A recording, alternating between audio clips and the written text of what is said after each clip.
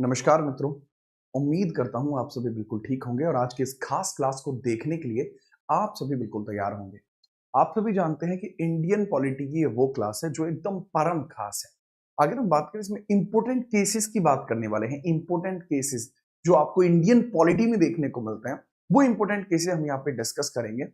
और ये जो केसेस होंगे ये 1950 से लेकर, कहां से सर जी, 1950 से लेकर जो प्रारंभ करूंगा और कहां तक करूंगा 2025 तक के जितने भी केसेस हैं वो सारे लैंडमार्क जजमेंट इसमें मैं शामिल कर लूंगा। फिर इसका क्विक रिवीजन कराऊंगा, फिर इसके क्वेश्चंस कराऊंगा। तकरीबन 1.5 से 2 घंटे की क्लास होगी और फर्राटेदार क्लास होगी। आपके मन में दहशत बैठ जाएगी ये सुन के। इस क्लास में से हर एक शिफ्ट में मिनिमम 2 क्वेश्चन आने हैं। अब आप वो कोई भी पेपर देने जाओ, भले ही वो एग्जामिनेशन आपका कौन सा हो, भले ही वो एग्जामिनेशन आपका यूपीएसआई का हो, यूपी पुलिस का हो, एसएससी सीजीएल का हो, मेंस का हो, एनटीपीसी का हो, हर एक पेपर में ये सवाल दबादब बनते हैं। एक बार बता दीजिए, ठीक है। चलिए अब हम बात करते हैं थोड़े से इंपॉर्टेंट चीजों के बारे में। हमारा क्या है ऑब्जेक्टिव, मैंने बताया, पहले theory, then quick revision, then questions. Are you ready for this? एक एक बच्चा रेडी दबा देगा, फिर हम स्टार्ट करते हैं। चलो क्लास को शुरू करते हैं। काफी बच्चे आ चुके हैं। विशांत चौधरी, बैच बता दो भाई। बैच का नाम है तथास्तु। एक ही बैच है जिसका नाम तथास्तु है। परम सिद्धांतम तथास्तु, अर्थात जैसा तुम चाहते हो। हर हर महादेव। स्टार्ट करते हैं क्लास को, ठीक है। लीजिए जी, अब हम बात करते हैं लैंडमार्क जजमेंट्स जरूरी क्यों होते हैं। देखिए, जो हमारा संविधान है उसके अंतर्गत कुछ ऐसे प्रावधान होते हैं जो समय समय पर बदले जाते हैं। अब सुप्रीम कोर्ट में वो क्षमता है कि वह हमारे संविधान के किसी डिसीजन को चेंज कर पाए, अल्टर कर पाए, बट वो भी एक दायरे में रहकर। मतलब बात ये है, सुप्रीम कोर्ट केवल संविधान की व्याख्या कर सकता है। सुप्रीम कोर्ट किसी भी संविधान के फैक्टर को चेंज नहीं कर सकता। बात आई समझ में? मैं आपको समझाना चाहता हूं कि जो हमारा सुप्रीम कोर्ट है, मैं आपको यही समझाना चाहता हूं मेरे लाल, कि जो हमारा सुप्रीम कोर्ट है इसकी बाध्यताएं हैं। ये क्या कर सकता है? क्या यह संविधान के अगेंस्ट में कुछ कह सकता है? क्या हमारा सुप्रीम कोर्ट क्या हमारा सुप्रीम कोर्ट क्या हमारा सुप्रीम कोर्ट जा सकता है, अगेंस्ट जा सकता है? सर किसके अगेंस्ट? सर ये हमारे संविधान के विरुद्ध जा सकता है, संविधान के आगे जा सकता है, संविधान के विरुद्ध जा सकता है? नहीं जा सकता, संविधान के विरुद्ध नहीं जा सकता। बट हाँ, सुप्रीम कोर्ट को ये क्षमताएं तो बिल्कुल है, ठीक है। सुप्रीम कोर्ट को ये क्षमताएं तो बिल्कुल है कि सरकार के खिलाफ जा सकता है। क्या ये सरकार के विरुद्ध जा सकता है? अपितु जा सकता है। सरकार के विरुद्ध बिल्कुल जा सकता है, लेकिन कब जा सकता है सरकार के विरुद्ध? सरकार के विरुद्ध ये तभी जा सकता है, सरकार के विरुद्ध ये तभी जा सकता है जब कोई भी मामला ऐसा हो जिसमें सरकार संविधान का उल्लंघन करे। यदि सरकार संविधान का उल्लंघन करती है, यदि सरकार संविधान का उल्लंघन करती है, यदि सरकार संविधान का उल्लंघन करे, संविधान का उल्लंघन करे, यही इंपॉर्टेंट है। इसके अलावा कुछ और चीज इंपॉर्टेंट नहीं है। That is the point. अच्छा, मान के चलो, मैं यहां थियरी क्यों बता रहा हूं, क्योंकि यही आपके कॉन्सेप्ट्स को डेवलप करेगा, ठीक है। याद रखिए। चलिए, अच्छा, जैसे क्लास के अंतर्गत छात्र आए हैं, मैं आपसे जानना चाहूंगा कि आज क्या मसला हुआ था। किसी अन्य शिक्षक के मामले में आज कुछ ऐसा मसला हुआ था कि मुझे लेकर टिप्पणी कर दी गई ठीक है, तो उसके बाद मैं जानना चाहूंगा, बहुत सारे बच्चे आज ब्लॉक हो गए हैं, तो एक बार मुझे बता दीजिए। देखो, एक चीज मैं यहाँ बहुत स्पष्ट कर देना चाहूंगा कि जब सच बोला जाता है ना तो लोगों को कड़वा लगता है, और जो झूठे होते हैं या जो जानते हैं कि वो गलत कर रहे हैं, तो वो सच को दबाने का प्रयास करते हैं। जो सच्चे होते हैं वो इतना बड़ा जिगरा चाहिए चीजों को समझने के लिए, ठीक है। चलिए, तो एक बार बता दीजिए, हम थोड़ा एनालिसिस भी कर लेंगे, ठीक है। तो बता दीजिए, ओके ठीक है। आगे हम बात करते हैं, कौन कौन हुआ है वो बता भी देगा भाई, ठीक है। इंग्लिश में लिखिए, okay. If the law is against, if government is against constitution, तब ऐसा हो सकता है अगेंस्ट कॉन्स्टिट्यूशन। तो यह पॉसिबल है, और ऐसा क्यों हुआ था वो भी बताइएगा।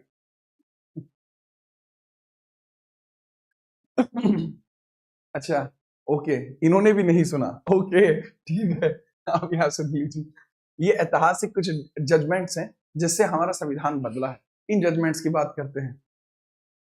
अच्छा ऐसा है, ओफो, ठीक है, चलिए तो स्टार्ट करते हैं माहौल को।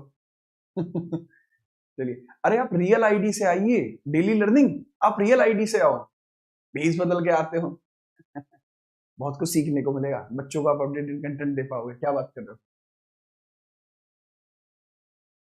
अच्छा, ओ, तो देखो एक जैसा बच्चे ने बताया है, डुग्गू ने बताया कि ऐसा कहा गया था कि सरकारी नौकरी वाले, बेटा कल मैं अपने सीजीएल का पोस्ट प्रेफरेंस डालूंगा, ठीक है, पोस्ट प्रेफरेंस वाला फॉर्म डालूंगा, सीजीएल लेवल 7 की पोस्ट का, ठीक है, तो मैं अपना नाम, रोल नंबर उसमें सब कुछ डालूंगा, है ना, उसके बाद आएगा मजा, क्या कहते हो। स्टार्ट करते हैं, चलिए, ठीक है। अब लेवल 7 लेवल 8 में क्या ही कंपैरिजन करेंगे, आगे हम बात करते हैं, ये लीजिए।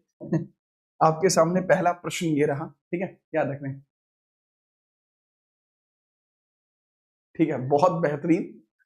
उसके बाद क्या हुआ, जब आपने ऐसा बोला उसके बाद क्या हुआ, देखिए शंकरी प्रसाद का केस है, आप बेटा एक एक करके केस को लिखते जाइए, पेपर में पूछा क्या जा सकता है वो हम बता सकते हैं, ठीक है, चलिए, ठीक है, मैं बताता हूं, देखिए शंकरी प्रसाद का केस था, अगेंस्ट था इंडियन संघवाद, 1951 का केस था।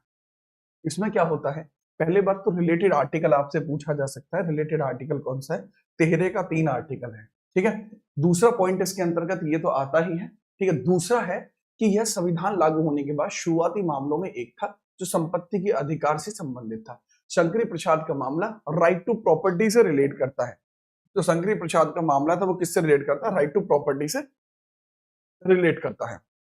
अब बात करते हैं, इस केस में सुप्रीम कोर्ट ने कहा था कि संसद मौलिक अधिकार में संशोधन कर सकती है।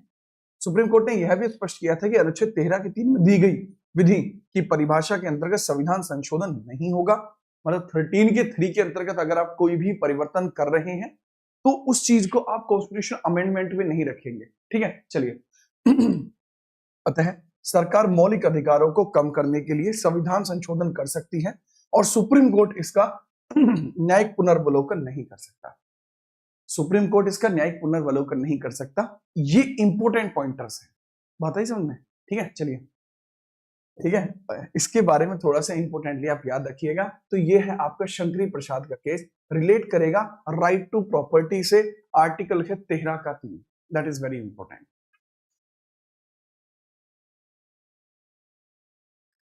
गुरु द्रोण ने कोई परीक्षा पास नहीं की थी, वो जब गलत को दिए मारे गए शिष्यों के द्वारा आपको फॉर्म दिखाने की, अरे नहीं नहीं, क्या बात कर रहे हैं, मैं गलत के पक्ष में खड़ा नहीं हूं, अनुपम तुम्हें ये बात बतानी पड़ेगी मुझे, क्या,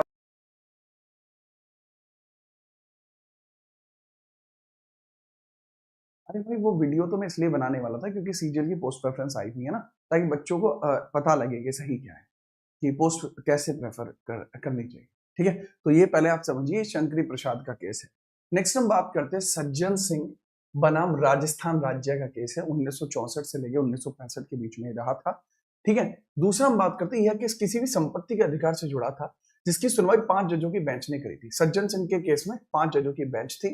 दूसरा, सुप्रीम कोर्ट ने इस मामले में 13-2 के बहुमत से शंकरी प्रसाद के फैसले को बरकरार रखा और माना कि संविधान संशोधन विधि नहीं है।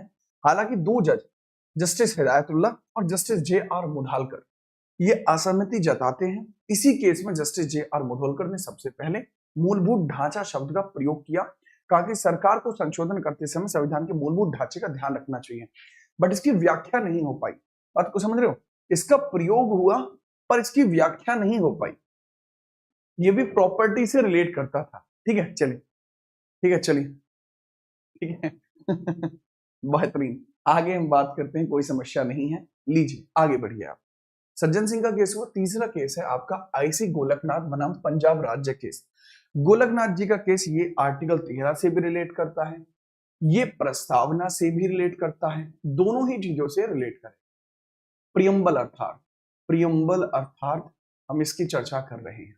तो समझिएगा, इस केस की सुनवाई 11 जजों की बड़ी बेंच के द्वारा हुई थी। सुप्रीम कोर्ट ने अपने पुराने निर्णय को बदल दिया और कहा कि संसद के पास मौलिक अधिकारों को संशोधित करने की शक्ति नहीं है। संसद के पास क्या शक्ति नहीं है कि वो मौलिक अधिकारों को परिवर्तित कर पाए। ठीक है, चलो आगे हम बात करते हैं। ठीक है, ओके। नीचे हम देखते हैं कि न्यायालय ने स्पष्ट किया था कि अनुच्छेद 13 की विधि की परिभाषा में संविधान संशोधन भी शामिल है। मतलब आर्टिकल 13 के बेसिस पर संविधान संशोधन भी शामिल है। ठीक है, चलिए। नहीं नहीं, अब भाई नहीं है। ठीक है, याद रखिए, वही वाली बात हो जाएगी कि हाथ पकड़ाया था, फिर वही वाली बात आएगी तो अब मैं क्या ही बोलूं, सही नहीं है ऐसे। ठीक है, फिर वो चीज मेरे लिए भी लांछन की बात होगी, मैं नहीं चाहता। ठीक है, चलिए। तो इस फैसले से तय हुआ कि यदि सरकार संविधान संशोधन करके मौलिक अधिकारों का हनन करती है तो न्यायपालिका उसका न्यायिक पुनर्वलोकन कर सकती है। That is the important. इस फैसले में तय हुआ था कि यदि सरकार संविधान संशोधन करके मौलिक अधिकारों का हनन करती है तो न्यायपालिका उसका न्यायिक पुनर्वलोकन कर सकती है। आर्टिकल 137 का यूजेज किया जा सकता है। ये पहली बार स्पेसिफाई हुआ। बात आई समझ में? ठीक है, चलिए। तीसरा है, इसी केस में भविष्य लाक्षी प्रभाव यानी doctrine of perspective over ruling का सिद्धांत भी दिया गया था कि अगर कोर्ट को यह लगता है कि भविष्य में, कोर्ट को यह लगता है कि भविष्य में ये जो मामला है यह परेशानी कर सकता है, तब ऐसी परिस्थिति में कोर्ट किसी भी गवर्नमेंट के डिसीजन को रोक सकती है। अब जैसे आपके एग्जाम के ज्यादा दिन नहीं बचे तो आप याद रखिए, रामोती रामोती रामे रमे मनोरम वस्त्राय तुलन्य में राम नामे वर्णाने, तो ये भी आप गा सकते हैं, बहुत बढ़िया रहेगा। ठीक है, चलो। प्रदीप भाई कोई मैटर नहीं है, ठीक है, क्योंकि जहां मैटर बड़े होते हैं वहां हम खड़े होते हैं, फिर मैटर होते ही नहीं। आगे हम बात करते हैं। लीजिए, ये केस हुआ। अच्छा बच्चे, इसमें प्रस्तावना में क्या कहा गया था कि प्रस्तावना में कहा गया था कि प्रस्तावना संविधान की मूल आत्मा भी है। संविधान की मूल आत्मा है, मूल आत्मा है, ये भी यही कहा गया था। इसके अंतर्गत जो जज थे उनका नाम एम हिदायतुल्लाह था, जो मेजर जज इसमें देखने को मिले हैं। ठीक है, चलिए। तो इसके अंतर्गत आप याद रखना, तो आईसी गोलकनाथ बनाम पंजाब राज्य केस आपका क्या था, वो यही केस आपको देखने को मिलता है। मेरे ख्याल से आप समझ पाए होंगे। ठीक है, चलिए आगे बढ़िए।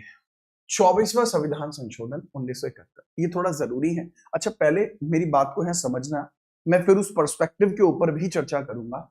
मेरी बात इसलिए समझना कि गोलकनाथ का जो केस था वैसे वो प्रॉपर्टी के रिलेटेड था, प्रॉपर्टी के रिलेटेड था। इसके अंदर विलियम गोलकनाथ जो है वो पंजाब हाई कोर्ट जाते हैं क्योंकि उनकी जमीन को सरकार ने एक्वायर कर लिया था, जो कि संवैधानिक तौर पर गलत था। गोलकनाथ भाई इस केस को जीते थे। ठीक है, याद रखना। नेक्स्ट हम बात करते हैं 24वां संविधान संशोधन 1971। गोलकनाथ केस के फैसले को पलटने के लिए इंदिरा गांधी सरकार ने 1971 में 24वां संविधान संशोधन पारित कर दिया था।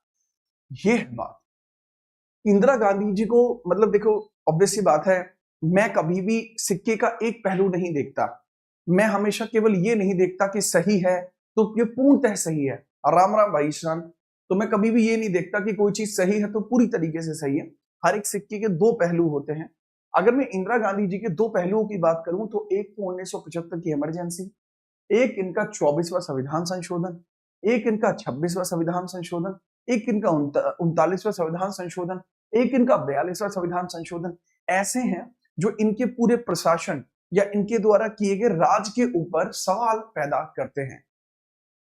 इस संशोधन के माध्यम से सरकार ने तय कर दिया कि अनुच्छेद 13 और 368 के तहत संविधान संशोधन विधि की परिभाषा में नहीं आएंगे। मतलब कि अगर आर्टिकल 13 में कोई अमेंडमेंट किया जाता है तो जुडिशरी कुछ नहीं करेगी। आर्टिकल 368 में परिवर्तन किया जाता है, जुडिशरी कुछ नहीं करेगी।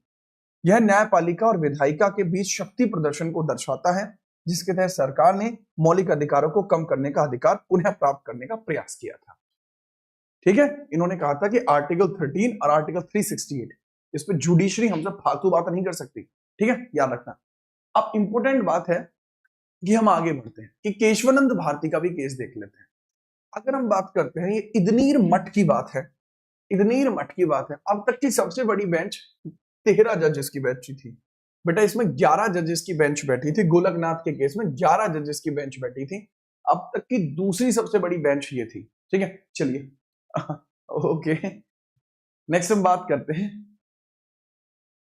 ठीक है। सुष्मिता बहुत बढ़िया। अब यहां ध्यान देते हैं, ये समझिएगा कि केशवानंद भारती बनाम केरल राज्य 1973, ये केरल राज्य 1973 का केस है, इसके बारे में समझते हैं। यह अब तक की सबसे बड़ी 13 जजों की बेंच का मामला था 24 अप्रैल 1973 में, जिसका फैसला 7-6 के बहुमत से आया। इस वाद का मूल विषय संपत्ति का अधिकार और धार्मिक संपत्तियों का प्रबंधन करना था, कि राइट टू प्रॉपर्टी को इसमें जस्टिफाई करना था। ठीक है, चलिए, ठीक है, बहुत बढ़िया, ठीक है,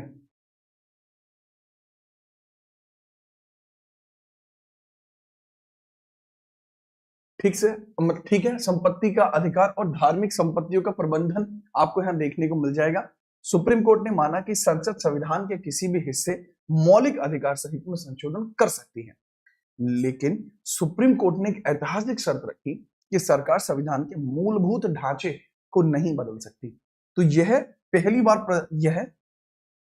व्याख्यात किया गया था, पहली बार व्याख्यात किया गया था, पहली बार व्याख्यात हुआ था, मतलब इसका डिसीजन ही पहली बार हुआ था कि मूलभूत ढांचे जैसा भी कोई सिद्धांत होता है। ठीक है, याद रखना। दूसरा, मूलभूत ढांचा क्या होता है जिसे लोकतंत्र, संप्रभुता, यह सुप्रीम कोर्ट समय समय पर तय करता है कि लोकतंत्र क्या है, संप्रभुता क्या है, समय समय पर चेंज होता रहता है। बट जो हमारा संविधान है उसका एक ढांचा होता है जो बना रहता है, उसको नहीं बिगड़ना है।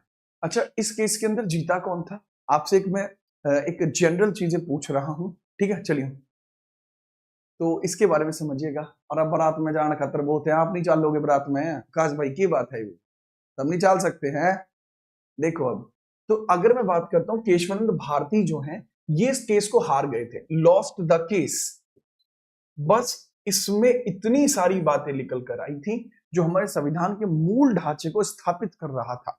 ठीक है, आई होप आप इसके बारे में भी समझ पाए होंगे। ठीक है, याद रखना, ये मैंने बताया था। अच्छा, वैसे ये केस इसलिए शुरू हुआ था क्योंकि जो इदनीर मठ था वो गवर्नमेंट ने एक्वायर कर लिया था। केशवानंद भारती का कहना था कि यह लीगली पॉसिबल नहीं है कि इस प्रकार से संपत्ति को सरकार के द्वारा लिया जाना। फिर सरकार ने उस चीज को समझाया कि संपत्ति का अधिकार और धार्मिक संपत्तियों का प्रबंधन होता क्या है, फिर वह उनके द्वारा दर्शाया गया था। मूल ढांचा क्या है, ठीक है, आज नहीं, समय समय पर बताते रहेंगे। ये सुप्रीम कोर्ट ने कहा था, बिल्कुल कहा था। देखो, सुप्रीम कोर्ट ने कहा था कि संविधान का एक मूल ढांचा है। देखो, बहुत प्यार से बताता हूं, जैसे मैं अगर कहता हूं कि ये क्लास सर्वोत्तम कंटेंट देती है, लीजिए, ये एक मूल ढांचा है। हमारी क्लास का जो मूल ढांचा है वो मूल ढांचा मैं बताता हूं आपको। ठीक है, हमारी कक्षा में, ठीक है, जो है आपको quality content, highest quality content मिलता है। क्या मिलता है मेरे? हाईएस्ट क्वालिटी कंटेंट मिलता है, क्वालिटी कंटेंट आपको मिलता है, कंटेंट मिलेगा। ये पहला मैंने स्टेटमेंट दिया। दूसरा मैंने बोला कि इसमें आप बोर नहीं हो सकते, इंगेजिंग होती है। आप बोर नहीं होंगे, इंगेजिंग होती है, गेजिंग होती है। तीसरा इसमें है कि हम आर्टिकल 19 का संपूर्ण प्रयोग करते हैं, यानी क्लास के अंतर्गत कोई ब्लॉक भी नहीं होता और पूरी तरीके से खुल के खेल पाता है। तो मैंने क्या कहा, डेमोक्रेसी का पूरा यूज होता है, डेमोक्रेसी का पूरा यूज यहां पर होता है, आर्टिकल 19 का पूरा यूज यहां पर होता है।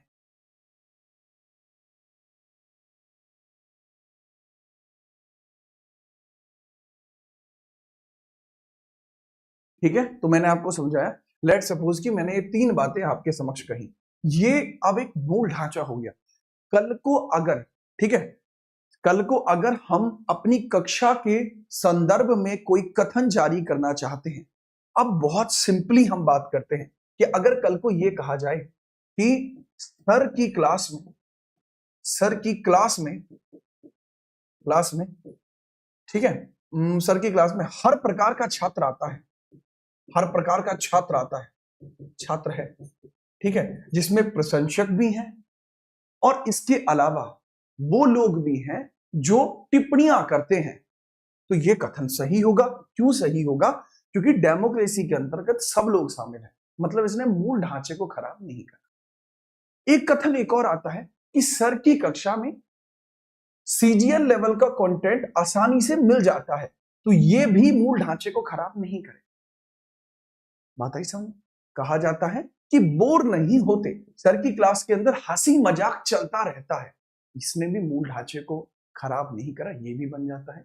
ठीक है, बात को समझ। लेकिन अगर ये कहा जाए कि सर की कक्षाएं बहुत लंबे अंतराल पर चलती हैं, ये मूल ढांचे को खराब करते हैं, क्योंकि ऐसा नहीं होता। तो कहने की बात है, जो शुरुआती तौर पर पंक्तियां दी गई हैं, कोई भी उसके अगेंस्ट ना हो या उसको कोई भी डिस्क्वालीफाई ना करता हो। ठीक है, चलिए अब इंपोर्टेंटली मैंने आपको बता दिया है कि चीजें किस प्रकार से आपकी चलती हैं, और इसके संदर्भ में मैं आपको चीजें भी बता चुका हूं। ये था आपका मूल ढांचा। मूल ढांचा मतलब जो सरकार के द्वारा शुरुआती हमारे संविधान निर्माताओं ने तय करा था। अगर हम देखें कि संविधान के मूल ढांचे के अनुसार ये किसने कहा था कि भारतीय संविधान वकीलों का स्वर्ग है, क्योंकि इसको समझना बहुत जटिल प्रक्रिया है। ये किसके द्वारा कहा गया था? सर ये जो कहा गया था, ये आइवर जेनिंग्स के द्वारा कहा गया। ठीक है, चलिए आगे बढ़ते हैं। 42वां संविधान संशोधन, जिसको न्यू कॉन्स्टिट्यूशन भी कहा जाता है, जो 1976 में आया था। ठीक है, चलिए बहुत बढ़िया, खुल के खेलो आकाश यादव। 1976 में आता है। केशवानंद भारती केस में सुप्रीम कोर्ट द्वारा मूल ढांचे का सिद्धांत दिए जाने के बाद इंदिरा गांधी ने 42वें संविधान संशोधन किया था। संविधान के माध्यम से संविधान में इतने व्यापक बदलाव किए गए कि इसको मिनी कॉन्स्टिट्यूशन कहा गया। यह संशोधन न्यायपालिका द्वारा लगाई गई सीमाओं को पार करने का सरकार का एक बड़ा प्रयास था। ये क्या था? सरकार का एक बड़ा प्रयास था कि इसके अंतर्गत परिवर्तन किया जाए। अब आप समझना चाहते हैं कि भाई 42वें संविधान संशोधन में क्या हुआ। लोकसभा के कार्यकाल को 5 से बढ़ाकर 6 वर्ष कर दिया गया था। क्वेश्चंस हैं, पहले थियरी है देन क्वेश्चंस है। साथ ही साथ इसके अंतर्गत आपके जो प्रस्तावना है उसमें 3 शब्द जोड़ दिए गए थे। प्रस्तावना के 3 शब्द समाजवादी, पंथ निरपेक्ष और अखंडता था।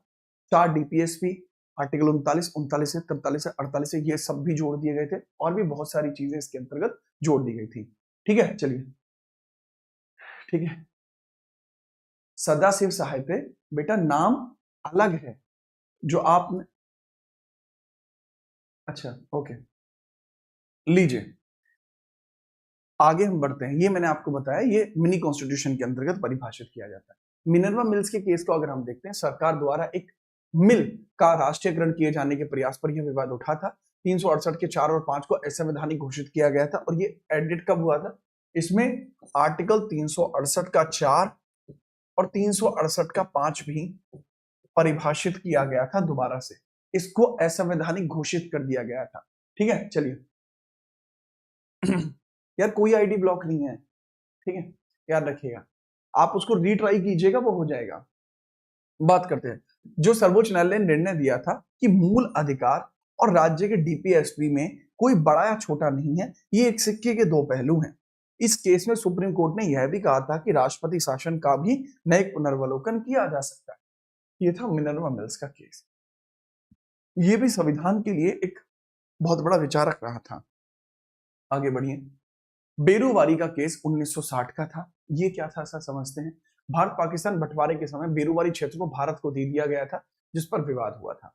जो बेरूवारी केस है, किसको दे दिया गया था? ये भारत को दे दिया गया था, जिस पर बहुत बड़ा विवाद चल रहा था। ओके, याद रखना।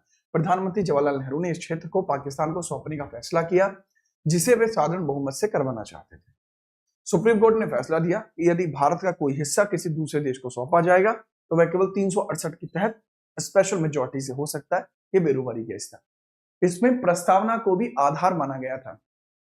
इसमें प्रस्तावना को भी आधार माना गया था कि ऐसा संभव नहीं है, क्योंकि प्रस्तावना में क्या लिखा हुआ है? India that is union. क्योंकि इंडिया को क्या बताया गया है? इंडिया को बताया गया है संघ, राइट? इंडिया को बताया गया है संघ। अब अगर संघ बताओगे तो मतलब टुकड़े नहीं कर सकते, तो नेहरू बेरूवारी वाले क्षेत्र को यह नहीं सौंप सकता था पाकिस्तान को। नेहरू फिर भी चाहता था कि वह इसको सौंप दे। तब कहा गया था कि प्रस्तावना में हमें अखंड कहा गया है, प्रस्तावना में हमें अखंड कहा गया है, अखंड के मामले में ऐसा नहीं हो सकता।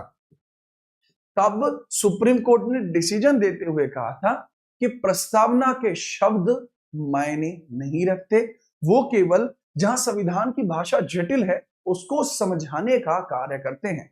तो वो चीज यहीं पर कही गई थी। प्रस्तावना के अंतर्गत ये मामला कहा गया है, जिसको आप यहां पर समझेंगे कि प्रस्तावना के अंदर ये क्लैरिटी है कि यह केवल कुंजी है।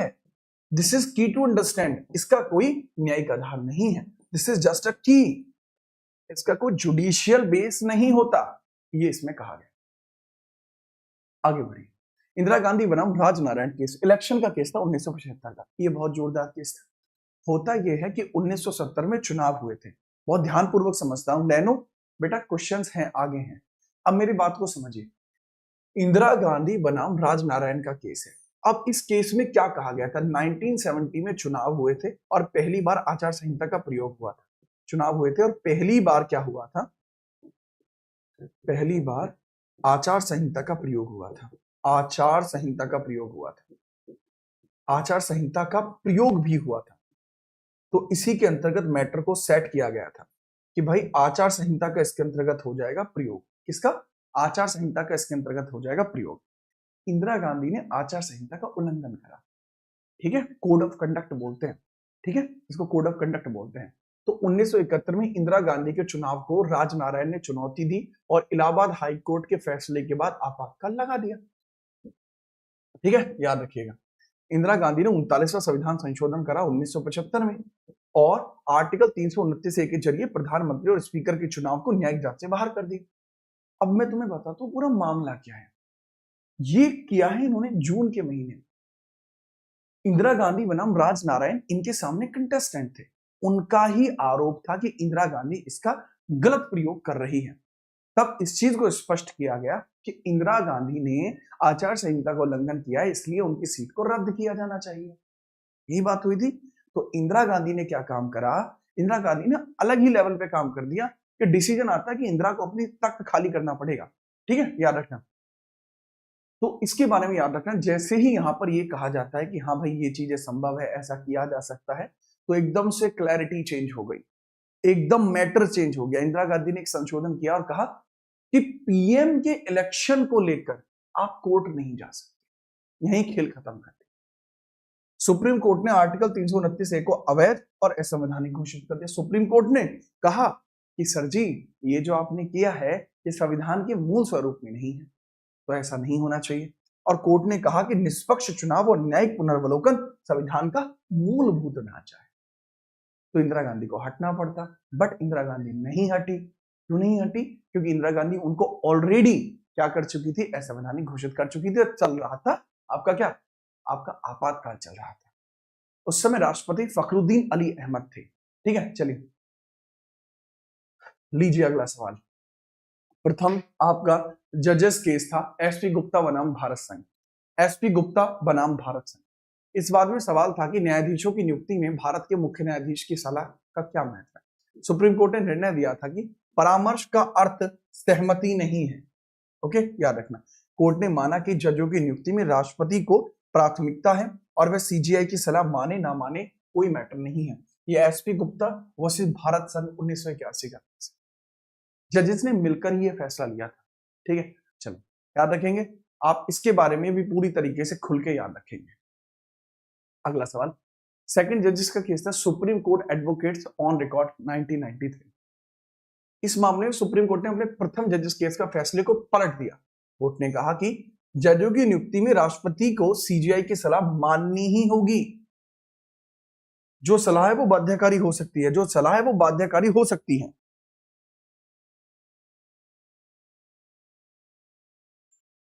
सलाह बाध्यकारी है। इसी केस में कॉलेजियम प्रणाली का जन्म हुआ। सीजीआई और 2 वर्ष तक जज इसमें शामिल हुए थे, बट आगे चल के इसमें जजों की संख्या को बढ़ा दिया गया था।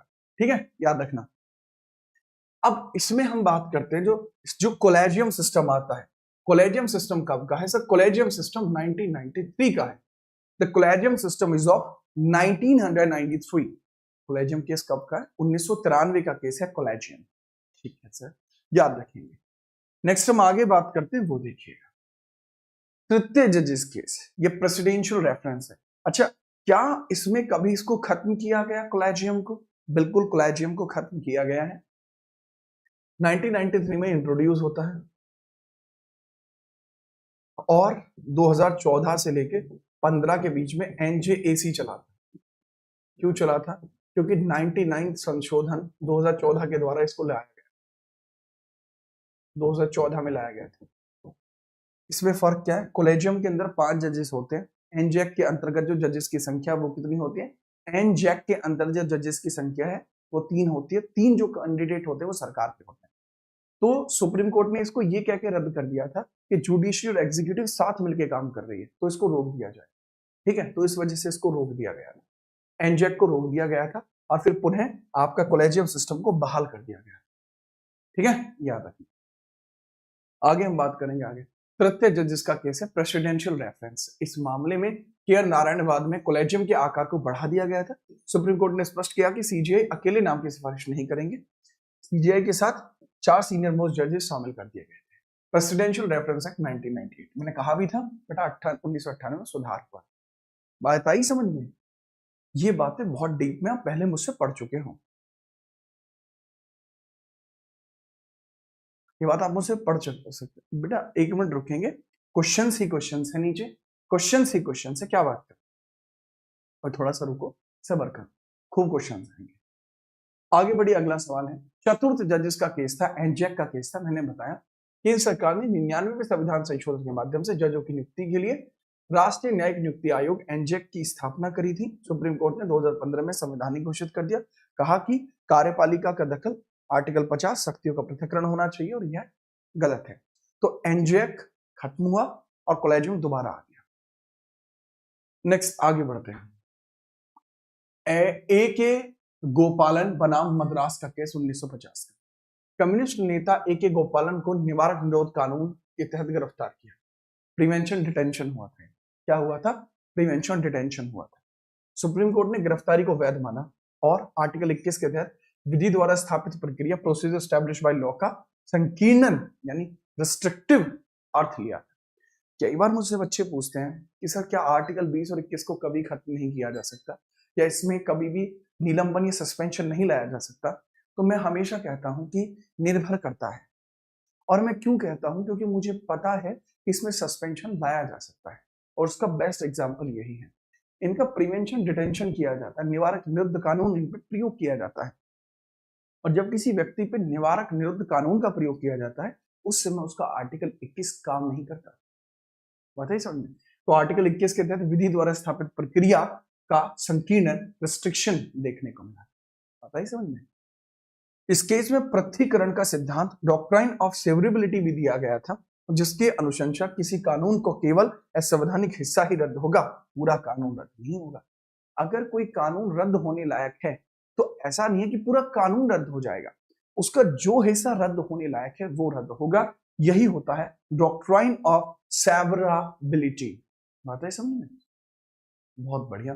आगे हम बात करते हैं अनुपम भाई, मेनका गांधी का केस है 1978 का, इसको भी समझेंगे। मेनका गांधी का केस है 1978 का। जनता पार्टी की सरकार ने मेनका गांधी का पासपोर्ट जब्त कर लिया था, जिसे उन्होंने 21 के तहत चुनौती दी। सुप्रीम कोर्ट ने निर्णय दिया कि विदेश जाने का अधिकार जीवन जीने का अधिकार का हिस्सा है। पहले ऐसा नहीं था, पहले जो विदेश जाने का अधिकार है, पहले क्या था, पहले यह आर्टिकल 19 में था, आर्टिकल 19 के पहले क्लॉज के ए में था।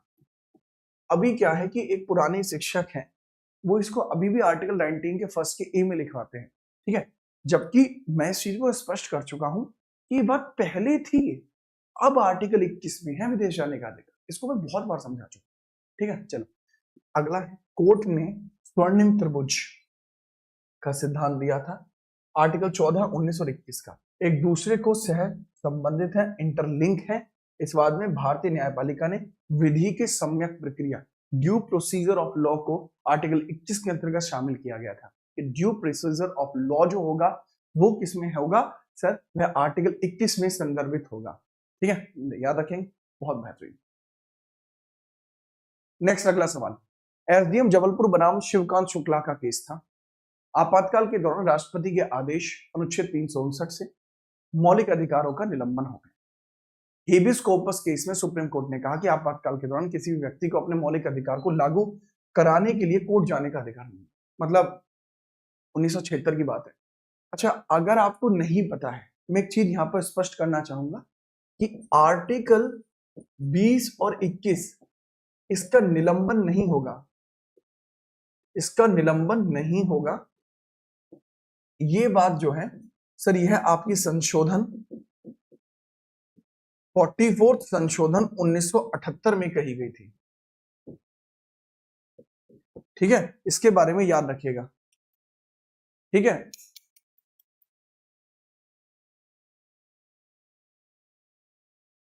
ठीक है, याद रखेंगे। ये 44 संविधान संशोधन में कहा गया था। बहुत बेहतरीन। तो ये मैंने बता दिया, ये अनुशंसा तभी होगी कि इनका निलंबन नहीं होगा, उससे पहले ऐसा नहीं था, बाद में इसको लेकर आया गया था।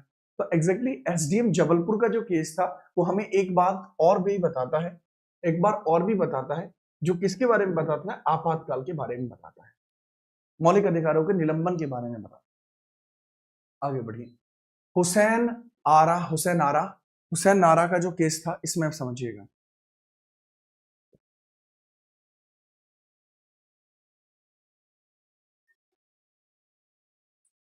इंडियन एक्सप्रेस के एक लेख के आधार पर बिहार की जेलों में सालों से बिना सुनवाई के बंद कैदियों का मामला सुप्रीम कोर्ट पहुंचा। इस बाद में सुप्रीम न्यायालय ने इस मामले में सुप्रीम न्यायालय ने फैसला दिया था कि त्वरित सुनवाई का अधिकार, right to speedy trial, article 21 के तहत जीवन के अधिकार का अभिन्न हिस्सा है। राइट टू स्पीडी ट्रायल जो आता है वह आपका हुसैन आरा खातून बनाम बिहार। अच्छा, मैं बात बताऊं तो इसी केस के अंतर्गत PIL की अवधारणा भी यहीं से आती है। PIL की अवधारणा जो आपकी आती है वो भी इसी केस के माध्यम से आती है। कोर्ट के आदेश पर उन कैदियों को तुरंत रिहा कर दिया गया जो लंबे समय से बिना फैसले की जेलों में। कहा गया कि इनके द्वारा कोई भी ऐसा कार्य नहीं किया गया जो गलत था। बात आई समझ में? बहुत बढ़िया, आगे बढ़ते हैं। लीजिए अगला सवाल है, आर्टिकल 21 का ओल्गा टेलिस बनाम बॉम्बे म्यूनिसिपल केस। कोर्ट ने आजीविका के अधिकार को अनुच्छेद 21 के अंतर्गत जीवन के अधिकार का हिस्सा माना। कहा कि जो आजीविका का अधिकार है वो जीवन का अधिकार। अटॉर्नी जनरल ऑफ इंडिया बनाम लक्ष्मा देवी 1985, कोर्ट ने किसी व्यक्ति को सार्वजनिक रूप से फांसी देने को अनुच्छेद 21 का उल्लंघन और असंवैधानिक माना। क्योंकि बेटा अगर किसी को पब्लिक हैंगिंग की जाती है तो इसका मतलब क्या है, अगर किसी को पब्लिक हैंगिंग की जाती है तो ऐसे पक्ष में क्या होगा, उसका जो गरिमामान जीवन जीने का अधिकार है उसकी धज्जियां उड़ जाएंगी, और ऐसा नहीं होना चाहिए। लीजिए, KS पुट्टा स्वामी केस है, ये प्राइवेसी का केस आता है 2017। आधार कार्ड के डेटा कलेक्शन को निजता का अधिकार का हनन बताकर चुनौती दी गई थी। 9 जजों की बेंच ने ऐतिहासिक फैसला सुनाते हुए निजता के अधिकार को 21 के तहत मौलिक अधिकार घोषित किया। कोर्ट ने आधार को वैध माना, लेकिन स्पष्ट किया कि इसे निजी सेवाओं या शिक्षण संस्थानों में अनिवार्य रूप से मांगना निजता के अधिकार के विरुद्ध। मतलब कि अगर सरकार डिमांड करती है आपके रिकॉर्ड्स की, या फिर इसकी डिमांड की जाती है गवर्नमेंट के द्वारा, तो वह गलत नहीं है, वह पहचान के प्रमाण के तौर पर बताया जाता है। ठीक है, याद रखिए। अगला प्रश्न, नालसा का केस 2014 का है। इस मामले में सुप्रीम कोर्ट ने ट्रांसजेंडर्स को थर्ड जेंडर के रूप में मान्यता दी थी। कोर्ट ने सरकार को निर्देश दिया था कि इन्हें सरकारी नौकरी और शिक्षण संस्थानों में OBC श्रेणी में दर्जा दिया जाए। तो ट्रांसजेंडर्स को नालसा केस से भैया 2014 के बाद से उनको OBC का मौका मिल पाता है। अनवर अली सरकारवाद 1951, समानता का अधिकार। यह केस अनुच्छेद 14 विधि के समक्ष समानता और विधियों का समान संरक्षण पर आधारित था।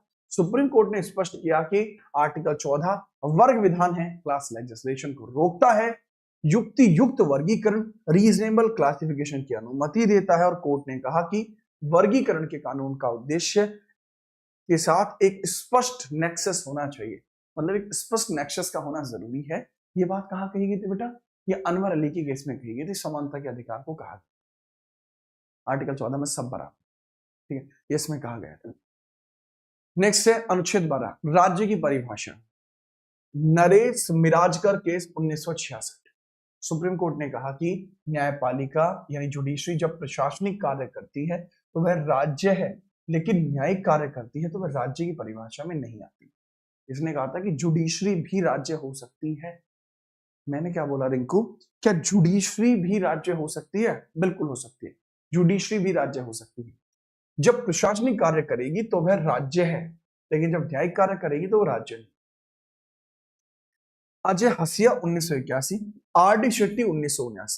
इस मामले में कोर्ट ने यह तय करने के लिए 5 मापदंड दिए कि कौन सी अन्य संस्थाएं अनुच्छेद 12 के तहत राज्य मानी जाएंगी, जैसे सरकारी फंडिंग, नियंत्रण, एकाधिकार आदि आदि आदि। ये राज्य कौन होंगी उसके बारे में स्पष्टीकरण। बेहतरीन। आगे बालाजी राघवन का केस बहुत जरूरी है, आर्टिकल 18 से संबंधित है। इसमें कहा था भारत रत्न, पद्म विभूषण, पद्मश्री ये उपाधियां नहीं है, यह पुरस्कार हैं। हालांकि कोर्ट ने इन पुरस्कारों की संख्या को सीमित रखने का सुझाव दिया था। कहा था कि केवल यही 3 ऐसे हैं जो पुरस्कार हैं, बाकी जो होंगी वो पदवी भी हो सकती है या अवधि भी उपाधि भी हो सकती है। लीजिए आगे हम बात करते हैं। बताएं चंपक दौराय राजन का केस। मद्रास में मेडिकल और इंजीनियरिंग कॉलेज में जाति धर्म के आधार पर आरक्षण को एक छात्रा ने चुनौती दी थी। सुप्रीम कोर्ट ने सांप्रदायिक पंचाट को अनुच्छेद 15 को उल्लंघन मानते हुए असंवैधानिक घोषित कर दिया और इस फैसले के बाद ही सरकार ने प्रथम संविधान संशोधन के माध्यम से 15 के 4 को जोड़कर सामाजिक शैक्षणिक रूप से पिछड़ों के लिए आरक्षण सुनिश्चित किया था। पिछड़े वर्गों के लिए आरक्षण संविधान में नहीं था। अगर हम बात करें जो पिछड़े वर्ग हैं उसके लिए संशोधन यहां पर था ही नहीं। ये कब हुआ? 1951। इकोनॉमिक्स की वन शॉट ऑलरेडी आ चुकी है, आप देख सकते हैं चैनल पे पड़ी हुई है।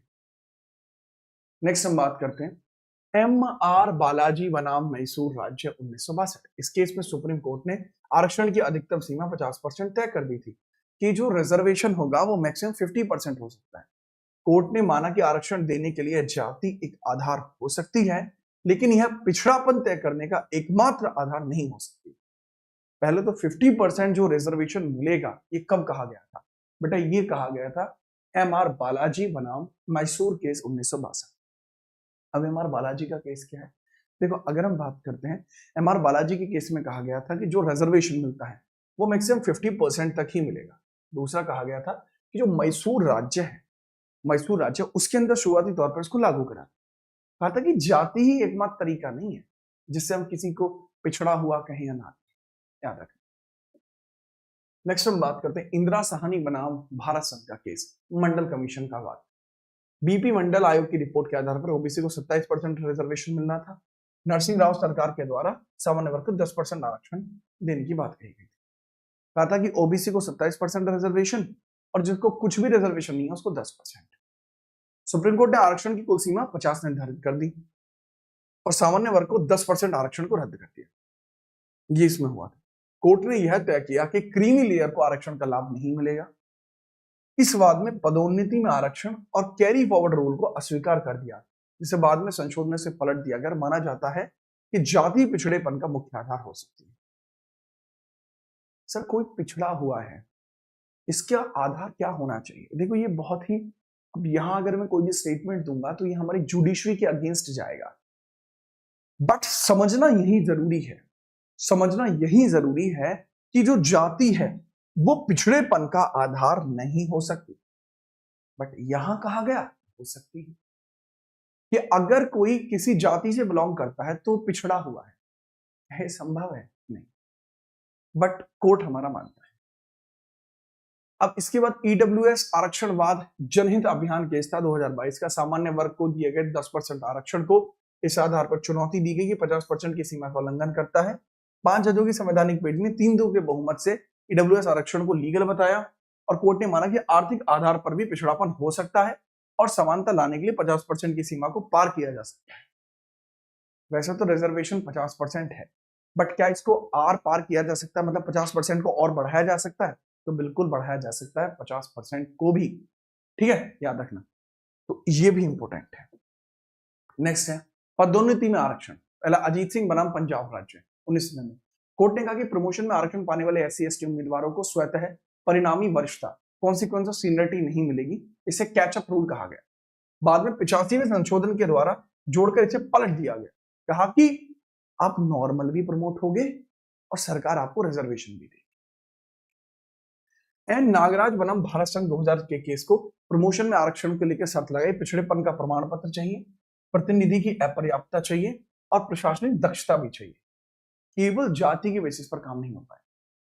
नेक्स्ट इसमें जर्नैल सिंह का केस था, लक्ष्मी नारायण गुप्ता 2018। सुप्रीम कोर्ट ने एम नागराज के उस हिस्से को अमान्य कर दिया जिसमें एससी एसटी के पिछड़ेपन को साबित करने के लिए डेटा कलेक्ट करने की बात कही गई थी। अब कहा कि आप एक जाति के होने चाहिए, इतना पर्याप्त। ठीक है, चलिए इंपोर्टेंट, बिल्कुल। शिक्षा का अधिकार, right to education. Mohini Jain का केस कर्नाटक का 1992 में कोर्ट ने कहा कि हर स्तर, प्राथमिक से उच्च स्तर तक शिक्षा का अधिकार एक मौलिक अधिकार है। सरकारी निजी कॉलेजों में जो आपके कैपिटेशन फीस है वो लेना अवैध है। कैपिटेशन फीस मतलब बहुत अधिक फीस का लेना अवैध है, बट लोग इसको मानते नहीं है, याद रखना। मोहिनी जैन फैसले को संशोधित करते हुए कोर्ट ने शिक्षा के अधिकार को केवल 14 ईयर्स तक की आयु तक सीमित कर दिया। बाद में 86वें संविधान संशोधन इसी से जुड़ता है। फीस एक्स्ट्रा ना लेने को कहा गया था, लेकिन बाद में उसको भी असंवैधानिक करार दिया गया था। ठीक बात याद रखिएगा। आगे बढ़िए। अच्छा, हम बात करते हैं कुछ और लैंडमार्क डिसीजंस। ठीक है, जो मैंने अभी बताया, इसके अलावा बहुत सारे और भी हैं जो अभी लेटेस्ट में आपको पीछे 20 साल में देखने को मिले हैं। अभी तक जो मैंने बताया वो शुरुआत थे एवरग्रीन वाले थे। अब मैं बताता हूं जो अभी रिसेंटली आपको रिसेंट 20 वर्ष में देखने को मिले, लास्ट 20 से 25 साल के। लीजिए, पहला टीएमए पाई 2022 और पीए इनामदार 2025 का केस। टीएमए पाई फाउंडेशन 2022 शिक्षण संस्थान स्थापित करना, ये तहत एक पेशा है। राज्य अल्पसंख्यक शिक्षण संस्थानों की प्रवेश प्रक्रिया पर अत्यधिक नियंत्रण नहीं रख सकता। अल्पसंख्यक जो होते हैं बेसिकली ये होते हैं मदरसे, सिख स्कूल, सांस्कृतिक महाविद्यालय, ये ऐसे। तो इसमें ही ये कहा गया था कि राज्य माइनॉरिटी के अंतर्गत जो माइनॉरिटी स्कूल्स हैं उसमें कौन एडमिशन ले रहा है कौन नहीं ले रहा है, इस पर वो कंट्रोल नहीं रख सकता। दूसरा है कि भैया शिक्षण संस्थान स्थापित करना, आर्टिकल 19 ए आई जी का एक पेशा है, 19 के पहले का जी का एक पेशा है, ये भी इसमें कहा है। नेक्स्ट है पीए इनामदार 2025। कोर्ट ने स्पष्ट किया कि राज्य अपनी आरक्षण नीतियों अल्पसंख्यक या गैर अल्पसंख्यक गैर सहायता प्राप्त निजी कॉलेजों पर थोप नहीं सकता। इसके जवाब में सरकार ने 93वें संविधान संशोधन से अनुच्छेद 15 के 5 को जोड़ा था। 15 के 5 को जोड़ा था।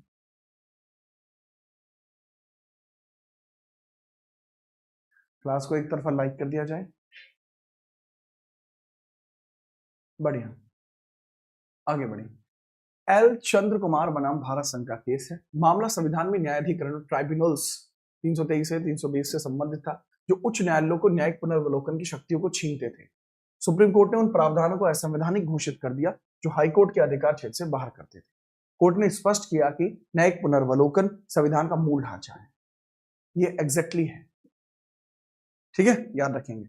नेक्स्ट हम बात करते हैं 9वीं अनुसूची से रिलेटेड केस, वामन राव और I R Coelho case. Vaman Rao का केस है 1981 का। सुप्रीम कोर्ट ने कहा कि 24 अप्रैल 1973 से पहले 9वीं अनुसूची में डाले गए कानून न्यायिक समीक्षा से मुक्त है, लेकिन इसके बाद डाले गए कानूनों की समीक्षा हो सकती है। मतलब 9वीं अनुसूची में अगर 1973 के बाद कोई भी मामला जोड़ा जाएगा तो उसकी न्यायिक समीक्षा होगी। कोलाहो केस 2007 का है। वामन राव फैसले में पुष्टि करते हुए कोर्ट ने कहा कि इसके बाद 9वीं अनुसूची में शामिल किसी भी कानून की न्यायिक समीक्षा की जा सकती है यदि वह मूल ढांचे का उल्लंघन करता है। ठीक है, याद रखना। सेम ही चीज कही गई है दोनों में, कोई बड़ी बात नहीं। जीवन का अधिकार, सर पी रतिनाम बनाम भारत संघ। कोर्ट ने आईपीसी की धारा 309, आज की डेट में बीएनएस की धारा 108 अटेम्प्ट टू सुइसाइड को असंवैधानिक बताया और कहा कि जीवन के अधिकार के मरने के अधिकार शामिल है। मतलब जो जीवन का अधिकार है उसमें मरने का अधिकार भी शामिल है। आर्टिकल 21 के अंतर्गत मरने का अधिकार भी शामिल है, बट ऐसा नहीं किया जाना चाहिए। ज्ञान कौर का केस, पी रतिनाम को पलटते हुए कोर्ट ने कहा कि जीवन के अधिकार में मरने का अधिकार शामिल नहीं है और धारा 309 वैध है। फिर बाद में कहते हैं कि नहीं यार मरने का अधिकार नहीं है। इससे क्या, लोग अगर सुसाइड कर लेंगे या सुसाइड कोई करने वाला तो उसको रोका नहीं जा सकता। नेक्स्ट, इच्छा मृत्यु संबंधी बात, अरुणा शानबाग का केस 2011 है। सुप्रीम कोर्ट ने कहा था कि पैसिव जो ऑथेनेशिया होता है, जीवन रक्षक प्रणाली हटाने को अनुमति दी, लेकिन एक्टिव यूथनेशिया को अवैध माना। मतलब पैसिव को इन्होंने कहा कि पैसिव हो सकता है बट एक्टिव नहीं होना चाहिए। मतलब क्या है कि कोई आदमी बेड पे मरा पड़ा है, मतलब कॉमा में है, जीवन नहीं पा रहा है, तो आप उसके जो एथनेशिया है उसको दे दीजिए, यूथनेशिया उसे दे दीजिए। यूथनेशिया का मतलब उसका जो जीवन रक्षक प्रणाली है उसे खींच लीजिए, वो मर जाए, याद रखना। बट इंपॉर्टेंट क्या है, अब इंपॉर्टेंट ये है कि हम डायरेक्टली किसी आदमी की शुरुआत यहां से नहीं कर सकते। हम ऐसा नहीं कर सकते कि डायरेक्टली आदमी को ही इसके लिए वो कर दें कि भाई नहीं जीना चाहते, लो मर जाओ, ऐसा हम नहीं कर सकते। कॉमन कॉज बनाम भारत संघ केस, गरिमा के साथ मरना, right to die with dignity को मौलिक अधिकार माना, और पैसिव यूथनेशिया और लिविंग विल को मान्यता प्रदान की। कहा कि भाई ये आपको संभव है, अगर आप स्व इच्छा से मरना चाहते हो तो यह आपका एक अधिकार हो सकता है। दल बदल कानून से संबंधित 1992 में किहोतो हुलेहन केस था। पैरा 7 को असंवैधानिक घोषित किया गया क्योंकि वह स्पीकर के फैसले को न्यायिक समीक्षा से बाहर करता है। स्पीकर के फैसले की न्यायिक समीक्षा हो सकती है, बिल्कुल हो सकती है, ठीक है, याद रखना। दूसरा है कि अभिराम सिंह बनाम सीडी कॉमेशन केस है 2017 का। इसमें जनप्रतिनिधि कानून की धारा 123 के तहत चुनाव में धर्म, जाति, समुदाय, भाषा के आधार पर वोट मांगना एक भ्रष्ट आचरण। बट ऐसा तो होता है, आपने देखा है ना, आपने एक नारा सुना होगा कि बटोगे तो कटोगे। Exactly this is a corrupt practice. एक है तो सेफ है, this is again a corrupt practice, this is corrupt practice, क्योंकि आरपी एक्ट की धारा 123 में आता है, तो ऐसा नहीं किया जाना चाहिए, बट लोग करते हैं। लोगों को मजा आता है, लोगों को जातिवाद करने में बहुत मजा आता है, वो नहीं होना चाहिए। यह अभिराम सिंह बनाम सीडी कामेचंद का केस था, 2017 का केस था। राजनीति का अपराधीकरण, क्रिमिनलाइजेशन ऑफ पॉलिटिक्स, कि पॉलिटिक्स में क्रिमिनलाइजेशन नहीं होना चाहिए, ठीक है, याद है। पब्लिक इंटरेस्ट फाउंडेशन और लोक प्रहरीवाद 2018, कोर्ट ने कहा कि केवल आरोप तय होना के आधार पर किसी राजनेता को चुनाव लड़ने से नहीं रोका जा सकता। कोर्ट ने राजनीति में अपराधियों को रोकने के लिए सरकार और चुनाव आयोग को सख्त निर्देश दिए थे। ये पब्लिक इंटरेस्ट फाउंडेशन का था, इंपॉर्टेंट नहीं है। लिली थॉमस का केस इंपॉर्टेंट है। इसमें कहा गया था, पब्लिक रिप्रेजेंटेटिव कानून की धारा 84 यानी आरपी एक्ट 8 के 4 के तहत कहा गया था कि यदि किसी सांसद को 2 साल या उससे अधिक की सजा होती है तो उसे अपील के लिए 3 महीने का समय नहीं मिलेगा, बल्कि उसकी सदस्यता तुरंत खत्म कर दी जाएगी। ये केस में यहां पर बना है, धारा 8 की 4।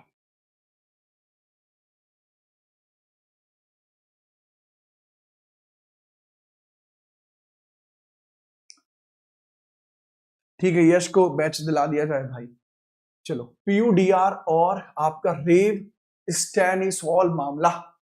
पीयूडीआर का जो केस था 1982 है, कोर्ट ने कहा था कि किसी मजदूर को तय न्यूनतम मजदूरी से कम पैसा दिया जाता है तो यह 23 के तहत बलात्श्रम होगा।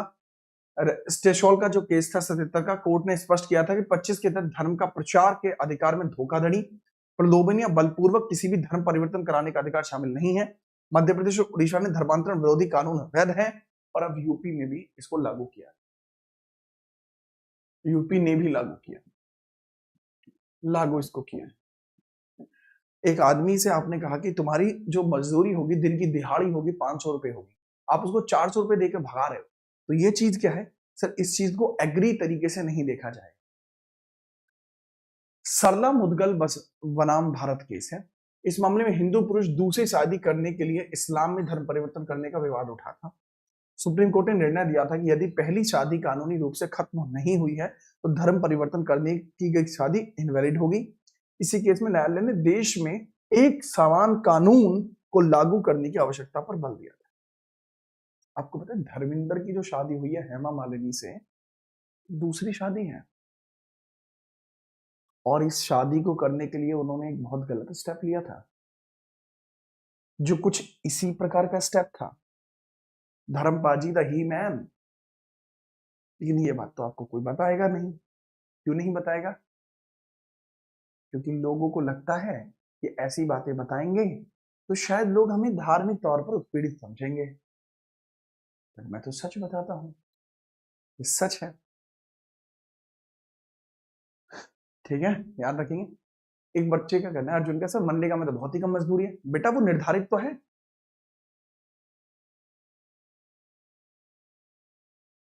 माँ के लाडली मियाऊ ले। संसदीय विशेषाधिकार, एआई हेनरी केशव का केस था। यूपी विधानसभा और न्यायपालिका इलाहाबाद के बीच एक टकराव था। स्पीकर ने एक नागरिक और उसे जमानत देने वाले जजों को समन किया था। ठीक है, याद रखना। और सुप्रीम कोर्ट ने निर्णय दिया था कि विधायिका के विशेषाधिकार 194 न्यायिक पुनर्वलोकन के अधीन है। अच्छा, एक चीज जीवन में हमेशा याद रखना कि अगर आपके पास लोगों का समर्थन है,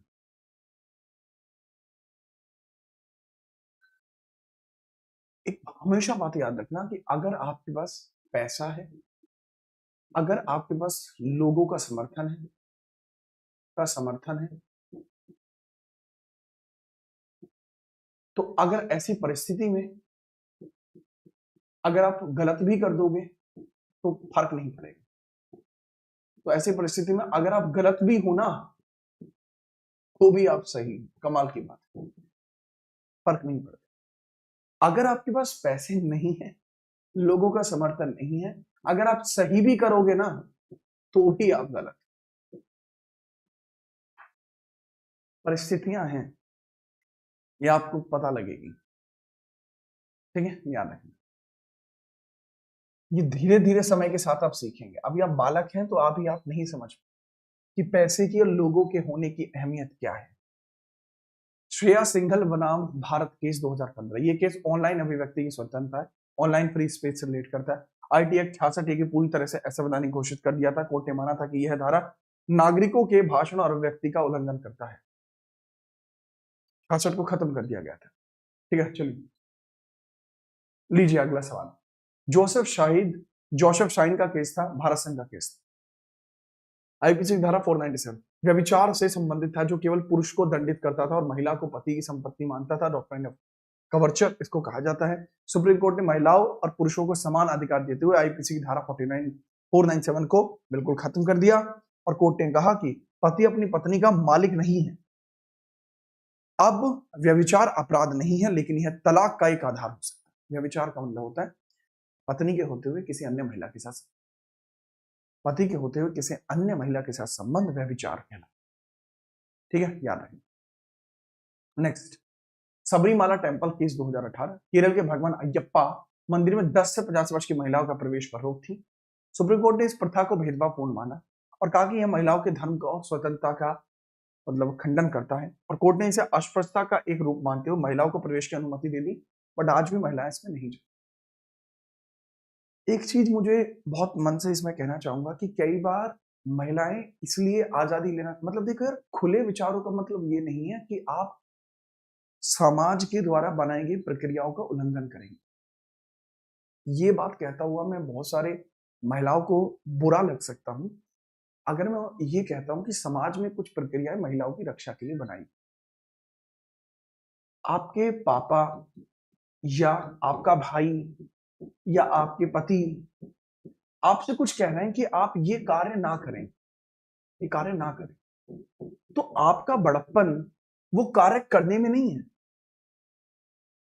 तो सर आप तो वही मर्दों वाली बात करने लगे हैं कि सर इनकी बात मानो, गुलाम है क्या हम इनके, हम क्यों माने। बात को समझो। आप कार्य ना करने का कारण पूछ ले, वो चलता है। अगर आप इस जिद पर अड़े रहते हैं कि नहीं आप तो ये कार्य करेंगे, तो यह आपको एक बेहतर बेटी, आपको एक बेहतर बहन, आपको एक बेहतर पत्नी नहीं बनाता, बल्कि आप अपने इगोइस्टिक बिहेवियर के चक्कर में अपना ही गलत कर बैठती हैं। और इसकी समझ आने में आपको समय लगता। तो बहादुरी इसमें नहीं है कि आप किसी दिए हुए वचन को, आप किसी दिए हुए कार्य की अवहेलना करें। उन्होंने कहा है, कुछ सोच के कहा होगा, इसीलिए मैंने कहा है कि आप कारण पूछ ले, परंतु अवहेलना ना करें। मैंने ऐसा बहुत बार देखा है, मतलब काफी नजदीक से मैंने ऐसा देखा है बहुत बार। ठीक है, और ऐसा बहुत बार मैं गांव में नहीं देखता, मैं शहरों में इस प्रकार के मामले देखता हूं कि लड़कियों को आजादी ही इसलिए चाहिए कि उन्हें घूमना है, उन्हें इधर से उधर जाना है, उन्हें ये करना है, तो उसका कोई मतलब नहीं बनता। उम्र है, उतार चढ़ाव होता रहता है, तो उसमें समझदारी दिखाना बहुत जरूरी है। और अगर आप अवहेलना करते हैं तो वो आपको बड़ा नहीं बने। अगला प्रश्न, नवतेज सिंह जोहार बनाम भारत संघ 2018, इसमें होमोसेक्सुअलिटी की बात की गई थी। कहा था कि आईपीसी की धारा 377 को अपराध को श्रेणी से बाहर कर दिया गया, जो वयस्कों के बीच सहमति से बनाए गए समलैंगिक संबंधों को दंडित करवाता था। पहले क्या था कि अगर कोई समलैंगिक है, होमोसेक्सुअल है, संबंध बनाते हैं तो वो गलत था, बट अभी क्या है कि अभी उसको डिक्रिमिनलाइज कर दिया गया कि अब ऐसा नहीं।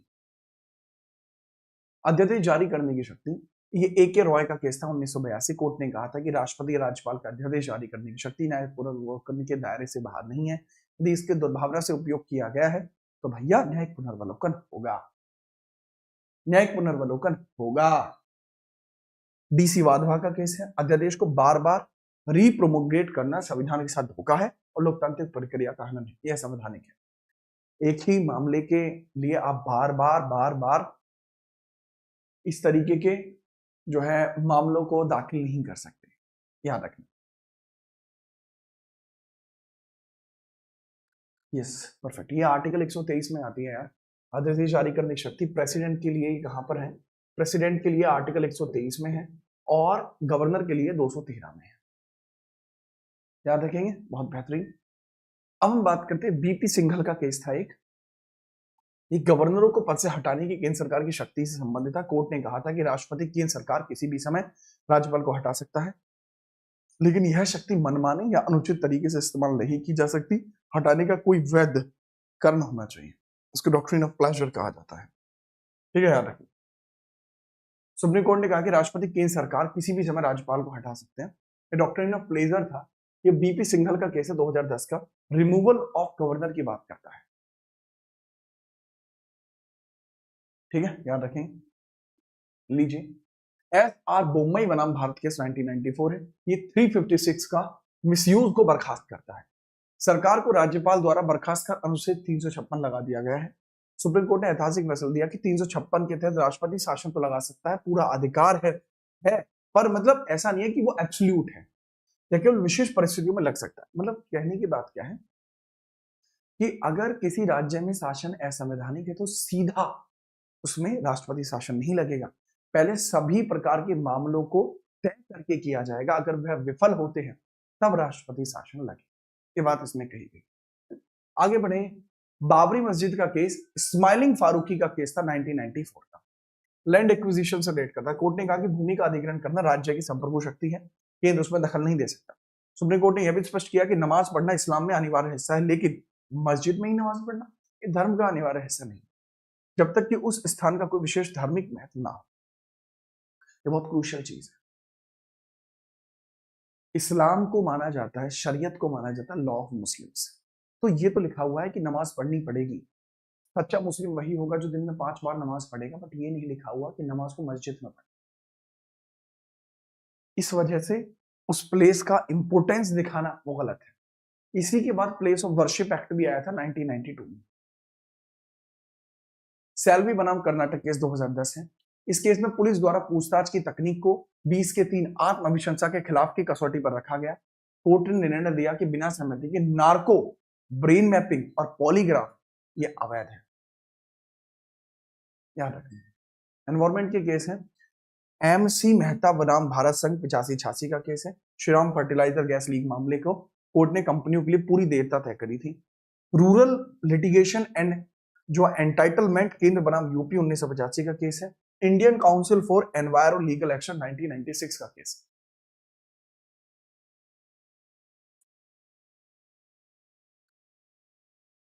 नेक्स्ट, जलीकट्टू का केस एनिमल वेलफेयर बोर्ड के द्वारा 2014 से 23 तक चला है। 23 में इस पर डिसीजन आया। सुप्रीम कोर्ट ने तमिलनाडु के पारंपरिक खेल जलीकट्टू को महाराष्ट्र की बैलगाड़ी दौड़ को जानवरों के खिलाफ क्रूरता मानते हुए बैन कर दिया था। इसके बाद तमिलनाडु, कर्नाटक और महाराष्ट्र ने इस खेल की अनुमति देने के लिए अपने कानूनों में संशोधन किए। 23 में 5 जजों के संवैधानिक पीठ ने राज्य सरकार ने इन संशोधनों को वैध ठहराया और जलीकट्टू को अनुमति दी। जलीकट्टू काफी टाइम तक बंद रहा। याद रखिए, इसमें वेपन यूज करने की मनाही है कि वेपन यूज इसमें नहीं हो सकते।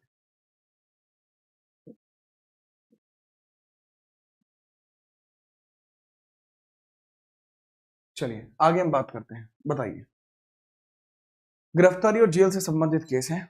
गिरफ्तारी से रिलेटेड और जेल से संबंधित केसों की बात करते हैं। ठीक है, चलिए। डीके बासु बनाम पश्चिम बंगाल राज्य 1997 सुप्रीम कोर्ट ने पुलिस द्वारा किसी व्यक्ति की गिरफ्तारी और हिरासत के दौरान पालन की जाने वाली सख्त गाइडलाइंस जारी करी है। शीला बरसे बनाम महाराष्ट्र राज्य 1983 इस वाद में सुप्रीम कोर्ट ने पुलिस लॉकअप और जेलों में बंद महिला कैदियों की सुरक्षा और अधिकारों के लिए महत्वपूर्ण दिशा निर्देश दिए थे। ये जो केस था डीके बासु का, वो 1997 का केस था और शीला बरसे का केस 1983 का है। दोनों केस जरूरी हैं। अगर मैं एग्जामिनर होता, मैं डीके बासु के केस को एग्जाम में जरूर पूछता। न्याय और शक्तियों के दुरुपयोग से जुड़े मामले हैं। कोर्ट ने स्पष्ट किया कि आर्टिकल 142 के तहत पूर्ण न्याय करने का सुप्रीम कोर्ट की शक्ति का प्रयोग नागरिक मौलिक अधिकार के अन्य प्रावधान आईपीसी सीआरपीसी के विरुद्ध नहीं हो सकता। सुभाष काशीनाथ महाजन केस महाराष्ट्र का 2018 SC ST एक्ट का दुरुपयोग पूर्णतः गलत होगा और इसके अंतर्गत अग्रिम जमानत की अनुमति दे दी जाती है। पहले अग्रिम जमानत की अनुमति नहीं थी, बट अब दी जाती है। ठीक है, याद रखिएगा। इसके बारे में पूरे तरीके से आप याद रखेंगे। अब ये दिल्ली सरकार बनाम उपराज्यपाल का एनसीटी बनाम भारत संघ, ये आपने बहुत सुना होगा। ठीक है, याद रखना। अरे भाई वहां नहीं है, सोनीपत नहीं है भाई, यहां ध्यान दे लें। दिल्ली की चुनी हुई सरकार और उपराज्यपाल के बीच शक्तियों के बंटवारे को लेकर यह ऐतिहासिक विवाद था। सुप्रीम कोर्ट ने स्पष्ट किया कि सार्वजनिक व्यवस्था, पुलिस और भूमि छोड़कर बाकी सभी मामलों में लेफ्टिनेंट गवर्नर चुनी हुई सरकार की सलाह और सहायता से काम करने के लिए बाध्य है। 2023 में कोर्ट ने यह भी साफ किया कि दिल्ली सरकार को नौकरशाहों के ट्रांसफर और पोस्टिंग पर पूरा नियंत्रण है। दिल्ली सरकार चाहे तो किसी भी आईएएस का ट्रांसफर कर सकती है। सार्वजनिक व्यवस्था, पुलिस और भूमि तीनों जो शक्तियां हैं वैसे तो राज्य की होती हैं, बट ये यहां सेंटर में है। दिल्ली के मामले में, दिल्ली के मामले में सेंटर में आपको देखने को मिल जाती है। याद रखिए। क्षमादान की शक्ति का न्यायिक पुनर्वलोकन। आपको क्या लगता है, क्या ऐसा संभव है कि क्षमादान की शक्ति का न्यायिक पुनर्वलोकन हो सकता है? बस 5 मिनट में क्वेश्चन आ रहे हैं, बताइए क्या क्षमादान की शक्ति का न्यायिक पुनर्वलोकन हो सकता है? बात को समझें। मारूराम 1980 का केस और केहर सिंह का 1989 का केस, कोर्ट ने स्पष्ट किया कि सरकार की सलाह से काम करेंगे, शक्ति का न्यायिक पुनर्वलोकन बहुत सीमित है, नहीं हो सकता।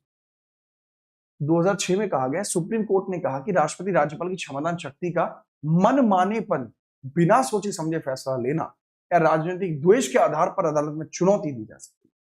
मतलब इसका भी न्यायिक पुनर्वलोकन हो सकता है, बट सीमित। मृत्युदंड में देनी है। कोर्ट ने कहा था, त्रिवेणी बेन बनाम गुजरात राज्य ने कहा था, अनड्यू लॉन्ग डिले होती है तो वह अनुच्छेद 32 के तहत कोर्ट आ सकता है। निष्पादन में अनुचित देरी होती है, मतलब किसी व्यक्ति को मरने का समय जो दिया गया था, अगर उसमें बगैर मतलब के डिले होता है तो वो 32 का उल्लंघन है। शत्रुघ्न चौहान भारत संघ 2014, सुप्रीम कोर्ट ने स्पष्ट किया कि यदि राष्ट्रपति के पास दया याचिका में अत्यधिक और स्पष्टीकरण रहित डिले होती है तो आतंकवादी कृत्य के दोषी सहित किसी भी मुजरिम को फांसी की सजा को आजीवन कारावास में बदला जा सकता है। बातें ये थोड़ा इंपॉर्टेंट है। स्पष्टीकरण रहित देरी अगर होती है तो यह थोड़ा इंपॉर्टेंट है। ठीक है, चलो। अनुराधा बच्चन का केस, ये थोड़ा जरूरी था, इसको भी समझ लीजिएगा। ये केस भी थोड़ा जरूरी था। 5 केस और बचे, फिर सीधा क्वेश्चंस करेंगे। यह मामला हिंदू सक्सेशन एक्ट का है 2005, वैसे ये 1956 का है। सुप्रीम कोर्ट ने ऐतिहासिक फैसला देते हुए स्पष्ट किया था कि पैतृक संपत्ति में बेटियों के जन्म से ही बेटों का समान अधिकार है। इस अधिकार इस बात पर निर्भर करता है कि 2005 में कानून संशोधन के समय पिता जीवित थे या नहीं। ये 2005 में जो पिता जीवित थे, तो उनकी जो बेटा बेटियां हैं जो 2005 के समय से हैं, मतलब 2005 से पहले पैदा हो गए, फर्क नहीं पड़ता 2005 में थे या नहीं थे तो उसमें बराबर संपत्ति है, या उसके बाद थे तो बराबर संपत्ति है। स्वप्निल त्रिपाठी बनाम भारत का सर्वोच्च न्यायालय केस। कानून के छात्र स्वप्निल त्रिपाठी ने इंटर्नशिप के दौरान महत्वपूर्ण मामलों की सुनवाई तक पहुंच न मिलने के कारण लाइव स्ट्रीमिंग की मांग को लेकर कोर्ट में केस किया था। इस वाद में सुप्रीम कोर्ट ने सर्वोच्च न्यायालय और उच्च न्यायालय की अदालती कार्रवाइयों की लाइव स्ट्रीमिंग को मंजूरी प्रदान की। कोर्ट ने इसे न्याय में पारदर्शिता के लिए एक महत्वपूर्ण कदम माना। आप कई बार देखते हो जो जजेस होते हैं आजकल वो लाइव स्ट्रीमिंग भी करने लगे हैं? यो तारा भाई आज जज है, आज देखो सिस्टम पाट देंगे, 3-4 अदालत में लाग रहे हैं, आज देखो तो हम। नेक्स्ट, शाहबानो बेगम वाद 1985। 62 वर्षीय शाहबानो को उनके पति ने तलाक देकर घर से निकाल दिया। ठीक है, 90 दिन तक ही गुजारा भत्ता मिलता है, लेकिन सुप्रीम कोर्ट ने शाहबानो को लंबे समय तक गुजारा भत्ता देने का निर्देश दिया था। राजीव गांधी सरकार ने मुस्लिम संप्रदाय के दबाव में आकर 86 में संसद में कानून पारित करके सुप्रीम कोर्ट के इस फैसले को पलट दिया और गुजारा भत्ता रोक दिया था। मुस्लिम्स में गुजारा भत्ता केवल 90 दिन तक जाता है, लेकिन बाकी ये शाहबानो का केस है, शायरा बानो के केस में इसको पूरी तरीके से खत्म किया गया है। शायरा बानो का केस 2017 का है, ठीक है, याद रखना। बिल्किस बानो का केस क्या है? बिल्किस बानो का केस परिवार की हत्या की गई थी 2008 में। महाराष्ट्र कोर्ट के द्वारा सीबीआई जांच के बाद 11 दोषियों को उम्र कैद की सजा सुनाई। 15 अगस्त 2022 को आजादी के अमृत महोत्सव के दौरान गुजरात सरकार ने 11 कैदियों को रिहा कर दिया। सुप्रीम कोर्ट ने इस निर्णय पर पुनर्विचार किया और गुजरात सरकार की सजा माफी को गलत करार देते हुए दोषियों को फिर से जेल में बंद कर दिया। That is a prime. देख रहे हो, गुजरात ने एक सजा दी थी कि इनको उम्र कैद होगी, फिर बाद में उन्होंने उनको माफ कर दिया, फिर उनको जेल में डाला सुप्रीम कोर्ट। गोधरा कांड जो था 2002 का, बहुत ब्रूटल था। ये रहा शायरा बानो का केस है। तलाक तलाक तलाक, इसको तलाक बिद्दत बोलते हैं। देखो, अगर आपको ये लगता है कि इस्लाम में केवल यही तलाक होता है तो आप बहुत बड़ी गलती कर रहे हो। बेटा, ये तलाक बिद्दत है, और भी कई प्रकार के तलाक होते हैं। फोन पर ही तलाक तलाक तलाक कह देना, वो वाली चीज तलाक बिद्दत होती है। तो उसके बारे में बताया गया। 5 जजों की संवैधानिक पीठ ने इस मामले की सुनवाई की, निर्णय दिया, और 3 तलाक इस्लाम धर्म की अत्यंत आवश्यक प्रथा नहीं है, ये भी कहा गया। कोर्ट के निर्देश पर सरकार ने 2019 में कानून बनाकर इसे इलीगल कर दिया और 3 साल की सजा का प्रावधान कर दिया। आज की डेट में अगर कोई तलाक तलाक तलाक करता है तो 3 साल की सजा और है। बेटा, उसमें 15 दिन लगेंगे यार, डेटा बन रहा है अभी, मैं अभी पढ़ रहा हूं। सफीन जहान बनाम अशोकन के एम केस। हिंदू लड़की हादिया ने धर्म परिवर्तन करके मुस्लिम लड़के सफीन जहां से शादी कर ली। इसे मैरिज केस के नाम से भी जाना जाता है। पिता के आरोपों के बावजूद लड़की ने स्वेच्छा से शादी करने की बात स्वीकारी। सुप्रीम कोर्ट ने ऐतिहासिक निर्णय दिया कि जीवन साथी चुनने का अधिकार आर्टिकल 21 में। यह सफीन जहान का केस था 2018। ठीक है, याद रखेंगे, बेहतरीन। शक्ति वाहिनी का केस भी देख लीजिए। यह मामला अलग अलग समुदाय जाति के जोड़ों प्रेम विभाग को खाप पंचायतों के द्वारा दी जाने वाली हत्याओं से संबंध करता है। खाप पंचायतों में जानते हैं आप खाप पंचायत क्या होती है? नहीं जानते? कोई है बच्चा जो खाप पंचायतों के बारे में जानता है? इसमें हत्या संबंध है। सुप्रीम कोर्ट ने पुनः दोहराया कि स्वेच्छा से जीवन साथी चुनना 21 का अधिकार है। ऑनर किलिंग को पूरी तरीके से अवैध गैर कानूनी बता दिया गया और इसके खिलाफ सख्त कदम उठाए। कोई बताएगा मुझे जानता है खाप पंचायतों के बारे में?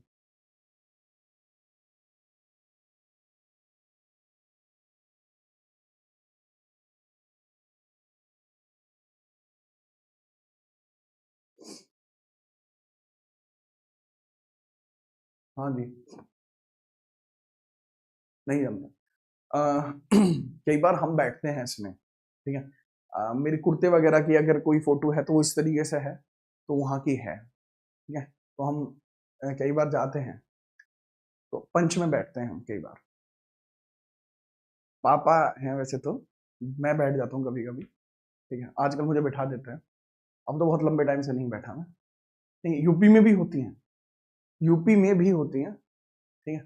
तो इस तरीके से करके हम जा रहे होते हैं, तो तगड़े लेवल पे मजा आ रहा होता है। तो उसमें बहू जी मैं कि भाई डट जाए। तो पापा मना करते हैं मुझे। पापा ने तो पूरा कहते हैं कि अगर बीरा पार्टी है ना तो बड़ा था तो बता दूंगा तना पर, ठीक है, हम जानो हो। अच्छा, गांव में होती है ना, घनी बड़ी हो फिर जाया करें हम। हाँ, सरपंच साहब पता है सबको, बहुत बढ़िया। लियो फिर, इसका इस तरीके का एक केस आया था, तो इस संजीदा मामले में पापा ने पहले ही दबोच लिया था, मुझे जाने नहीं दिया था। विशाखा बनाम जो केस था, भवरी देवी का केस था, यौन उत्पीड़न हुआ था इनके ही साथियों के द्वारा। तो ऐसी परिस्थिति में विशाखा गाइडलाइन जारी होती है 1997 पर। इसी के बेस पर चल के आगे पॉश एक्ट बना था 2013 में। ठीक है, चलिए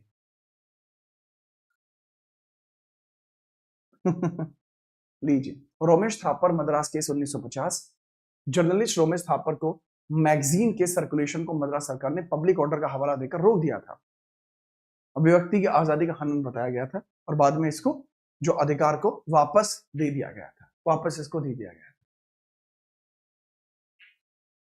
याद रखिए, जमीनी विवाद वगैरह होते हैं, नोटा का option none of the above, ये पीयूसीएल का केस था, 2013 में आया है। तो 2013 के बाद से नोटा आता है, 2014 में नोटा का पहला प्रयोग हुआ है। हाँ, ये केस आते रहते हैं पुलिस भाई, ये केस आते रहते हैं। लीजिए, अब क्वेश्चंस के लिए आप बहुत तगड़े लेवल से प्रयास कर रहे थे, क्वेश्चंस को एक बार हम इंसर्ट अप करा देते हैं। रेडी? क्वेश्चंस के लिए तैयार हो? एक बार क्लास को लाइक कर देंगे, फिर क्वेश्चंस के स्टार्ट करते हैं।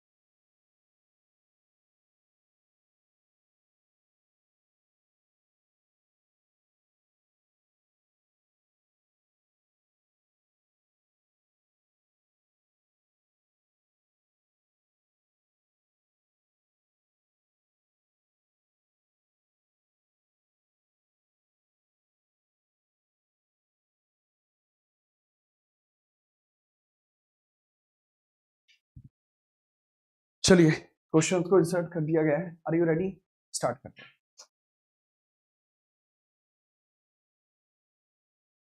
एक बच्चा कह रहा है, मैं देखता हूँ जब गांव में पंचायत लगती है। अबे मैं देखता नहीं हूँ, यही तो बता रहा हूँ, मैं देखता नहीं हूँ।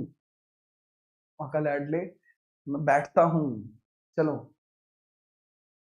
पहला प्रश्न आपके सामने है, पूछा है कि शंकरी प्रसाद केस में सर्वोच्च न्यायालय ने अनुच्छेद 13 की विधि की परिभाषा के संदर्भ में क्या निर्णय दिया था? कि विधि की परिभाषा क्या है, इसमें क्या कहा? ठीक है, चलिए बताइए। मैंने पूछा सर्वोच्च न्यायालय ने आर्टिकल 13 की विधि की परिभाषा में संदर्भ को क्या बताया था? संविधान संशोधन विधि की परिभाषा में आता है? संविधान संशोधन विधि की परिभाषा में नहीं आता। मतलब विधि का मतलब होता है वो सारे काम जो सुप्रीम कोर्ट के अंदर आते हैं। क्या सुप्रीम कोर्ट क्या संविधान में संशोधन कर सकता है? तो बेटा इसमें 13 के 3 के अंदर संशोधन करते हुए क्लियर कहा गया था कि विधि की परिभाषा में लॉ की जो डेफिनेशन है उसमें कॉन्स्टिट्यूशन अमेंडमेंट नहीं आता। तो सुप्रीम कोर्ट ऐसा कोई भी कार्य नहीं कर सकता जो किसी कानून को पलट दे। बात को समझो। नेक्स्ट, मूलभूत ढांचे शब्द का सर्वप्रथम प्रयोग किस में किया गया था? मूलभूत ढांचे शब्द का पहला प्रयोग किस वाद में किया गया था? बताइए, मजा आ जाएगा आपको। क्वेश्चंस ऐसे हैं जिसका मजा अलग लेवल का है। अबे नहीं कर सकते, सुप्रीम कोर्ट संविधान संशोधन नहीं कर सकते, वो केवल संविधान की व्याख्या कर सकते हैं।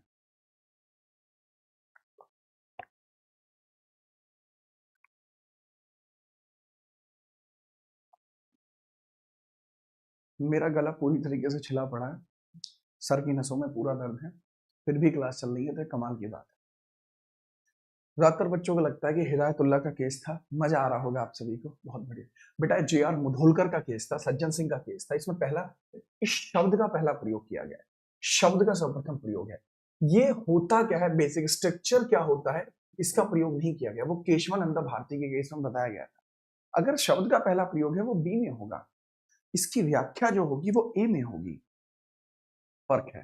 तीसरा सवाल, गोलकनाथ बनाम पंजाब राज्य, सर्वोच्च न्यायालय ने क्या ऐतिहासिक निर्णय दिया था?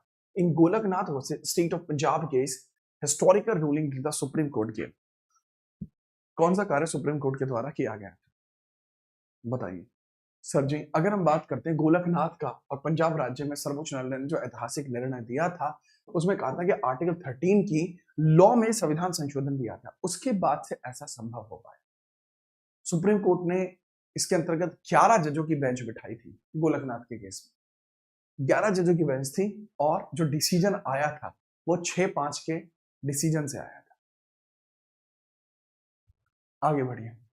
केशवानंद भारती केस में 13 जजों की जो बेंच बैठी है उसमें डिसीजन किस बेसिस पर आया है? 7-6 के बेसिस पर आया है। केशवानंद केस को हार गए। केशवानंद केस को हार गए। केशवानंद केस को हार गए 24। ठीक है, चलो आगे बात करते हैं। लीजिए, मिनर्वा मिल्स में सर्वोच्च न्यायालय में मौलिक अधिकार और डीपीएसपी के संबंध में क्या निर्णय दिया गया? मिनर्वा मिल्स के केस में कहा गया मौलिक अधिकार डीपीएसपी एक सिक्के के दो पहलू हैं, दोनों बराबर। इसमें समन्वयता जरूरी है। जरूरी नहीं है कि आप एक को प्राथमिकता दें, एक को ना दें। ये एक ही सिक्के के दो पहलू हैं, ये इसमें कहा गया। आईआर कोलाहो केस तमिलनाडु राज्य 2007 में सर्वोच्च न्यायालय ने 9वीं अनुसूची के संदर्भ में क्या निर्णय दिया था? आईआर कोलाहो का केस क्या कहता है बता। बेटा, इन्होंने कहा था कि 24 अप्रैल 1973 के बाद 9वीं अनुसूची में जोड़े गए विषय की नई समीक्षा हो सकती है। यही कहा था या नहीं कहा था? यही तो समझाया था मैंने आपको। ये तो संभव है, ये तो हो सकता है, यही बता के भी आ रहा हूं मैं। अगला प्रश्न ये रहा, मेनका गांधी का जो केस है 1978 में सर्वोच्च न्यायालय ने स्वर्णिम त्रिभुज में किस अनुच्छेद का संदर्भ लिया था? सुप्रीम कोर्ट ने किस अनुच्छेद का संदर्भ यहां पर लिया था बताइए। देखो, मेनका गांधी के केस में 14/1921 का स्वर्णिम चतुर्भुज लिया था। कानून के समक्ष समानता, आर्टिकल 19। ठीक है, याद है। आप एक सेकंड रुकना भाई, आप सभी। पंकज शर्मा नाम के एक छात्र है, उनको जवाब देना चाहूंगा। पंकज शर्मा, बेटा आप चैनल पे एक बार देखते हो, मतलब यहाँ कमेंट करने से पहले तुम उफनते हुए आते हो यहाँ पे, चैनल पे देखते हो आप पहले जाके? कह रहा है कि सर आपके ऊपर भरोसा था। मैं कभी भरोसे को तोड़ता नहीं हूँ मेरे लाल। जब मैंने कहा कि कल आप 20 टॉपिक की क्लास है एनटीपीसी के लिए, ये रही, कल दोपहर में 3 बजे क्लास लगा रखी है, तो मैंने बताया ना आपको। और बात रही एनटीपीसी के लिए काम करने की, अबे जब तक मैं फेक वीडियो नहीं बनाऊंगा तब तक पता नहीं लगेगी क्या तुम्हें? दिन में 4 शॉट डालूं फेक, 2 वीडियो फेक डालूं उसमें कि आ गई एग्जाम की डेट, ये लो पढ़ लो, कि मेरा वीडियो बनाने का उद्देश्य आपको ये बताना था डेट आ गई। अरे यार, जब इस पे चैनल पे मैंने ये डाल दिया है कि मैं आपकी गतिमान सीरीज के अंदर कल टॉपिक कराऊंगा, तो क्यों नहीं रेडी हो? है यार, थोड़ा समझो। ये क्लास देख ली आपने, स्टैटिक जीके देख लिया, कंप्यूटर वन शॉट देखा, इकोनॉमिक्स देखी, 2 क्लास ली है। इस वाली इकोनॉमिक्स के क्वेश्चन करें, पंखा फट जाएगा बेटा, बहुत हार्ड है। ये आपने एंशिएंट हिस्ट्री का वन शॉट देखा, या फिर आपने ये वाला वन शॉट देखा? अरे यार, मैं नहीं कर पाता यार ये चीजें। मेरा बहुत साधारण आदमी हूँ भैया, वीडियो बना देता हूँ सो दैट कि आप चीजें यहाँ पर मिल जाए, अच्छी चीजें हो पाए। वही चीजें यार, हम जाने जाते हैं अपने क्वालिटी कंटेंट के लिए, अच्छा खासा कंटेंट दे रहे हैं, तो उस पर यार सबर कर है। चलो लीजिए अगला सवाल, 8वें नंबर। हुसैन आरा खातून के केस में सर्वोच्च न्यायालय ने किस अधिकार को 21 के अंतर्गत शामिल किया था? किस अधिकार को 21 के अंतर्गत शामिल किया था बताइए। त्वरित सुनवाई का मामला, इसी में पीआईएल का जो उद्गम है वो भी इसी में हुआ। अरे यार, अच्छी बात है यार, मैं भी किसी की यार वो नहीं करता, मैं भी किसी की बुराई नहीं कर रहा, मैं भी, सब शिक्षक अच्छे हैं, बहुत अच्छे हैं, आपको पढ़ाने के लिए ही कर रहे हैं। सीडीएस के लिए आईआर करा दूं, हाँ राज्य हो जाओ। पता है ना बैच कितने का है मेरे लाल? सर मुंबई केस 1994 जो है, सुप्रीम कोर्ट इसमें बेसिक स्ट्रक्चर को डिक्लेयर करता है, तो बताइए जरा सर मुंबई का केस 1994 का किससे रिलेट करता है? सर एसआर मुंबई का जो केस है, ठीक है याद रखना, यह आपके पंथ निरपेक्ष, ये सेक्युलरिज्म से रिलेट करता है, यानी पंथ निरपेक्षता से रिलेट करता है। सुप्रीम कोर्ट ने इसी में डिक्लेयर किया था। जनता दल सरकार ने, राज्यपाल ने बहुमत परीक्षण की जगह 356 लगाकर उनकी सरकार बर्खास्त कर दी थी, तब ऐसा। आगे बढ़िए, के एस पुट्टा स्वामी केस में 9 जजों की पीठ ने किस अधिकार को मौलिक अधिकार घोषित किया था? के एस पुट्टा स्वामी ने कब किया था? तो correct answer would be right to privacy, आपको देखने को मिलेगा, राइट टू प्राइवेसी आपको देखने को मिलेगा। कि ए के गोपालन के केस के बारे में बताएंगे, किससे रिलेट करता है बेटा? ए के गोपालन का केस पृथक्करण का सिद्धांत, जो डॉक्ट्राइन ऑफ सेवरेबिलिटी है, यह इसी से रिलेट करता है। इसमें आपका डॉक्ट्रिन ऑफ सेवरेबिलिटी आता है।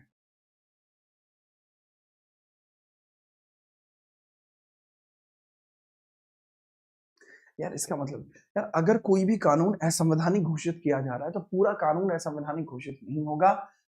कानून का जितना हिस्सा असंवैधानिक है केवल वही असंवैधानिक घोषित होगा, पूरा कानून असंवैधानिक घोषित नहीं होगा। उसमें लिखा गया है। 12वां प्रश्न है, शाह बानो के केस में सर्वोच्च न्यायालय के निर्णय के विरुद्ध राजीव गांधी सरकार ने कौन सा कानून लेकर आए थे? राजीव गांधी जब लेकर आए थे,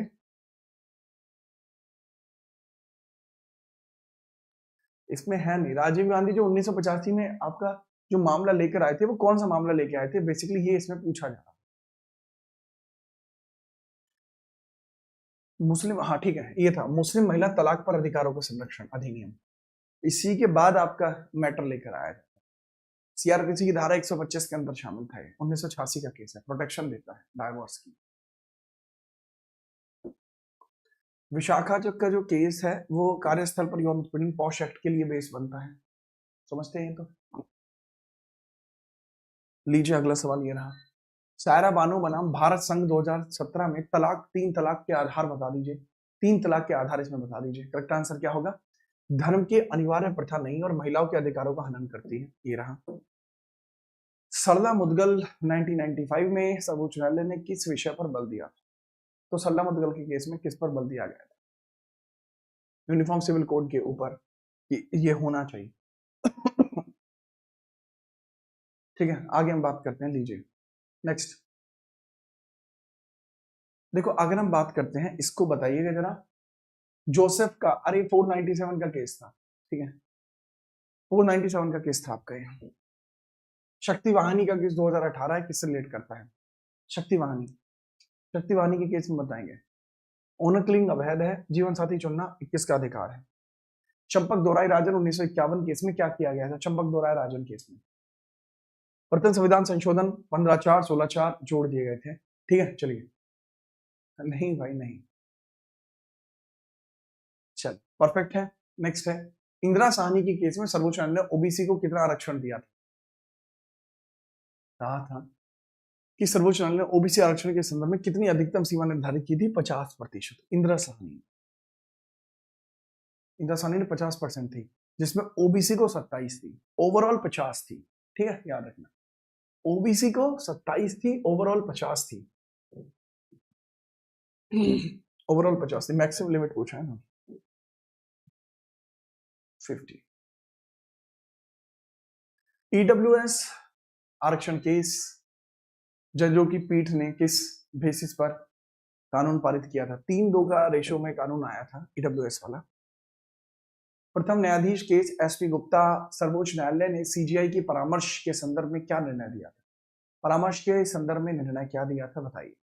निर्णय दिया था कि राष्ट्रपति सीजीआई की सलाह मानने के लिए बाध्य नहीं है, एसपी गुप्ता के केस में। हालांकि ये मामला बाद में पलट दिया गया था, बाद में पलट दिया गया था। सीनियर जजेस केस में इनिशियल कॉलेजियम कितना था? सीजीआई प्लस 2 वरिष्ठतम न्यायाधीश। 1998 में 5 हो जाते हैं,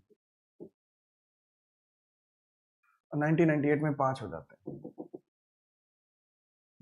ये होता है 1998 में। 4 सीनियर मोस्ट और 1 सीजीआई। ठीक है, लीजिएगा आगे हम बात करते हैं। 23वां सवाल है, एनजैक के बारे में बताएंगे। एनजैक को किस संविधान द्वारा बनाया गया? 99 में बनाया था इसको, और 2015 में इसको खत्म कर दिया गया था, फोर्थ जुडिशरी केस में खत्म किया था। 24वां प्रश्न ये रहा, अरे चल जा भाई,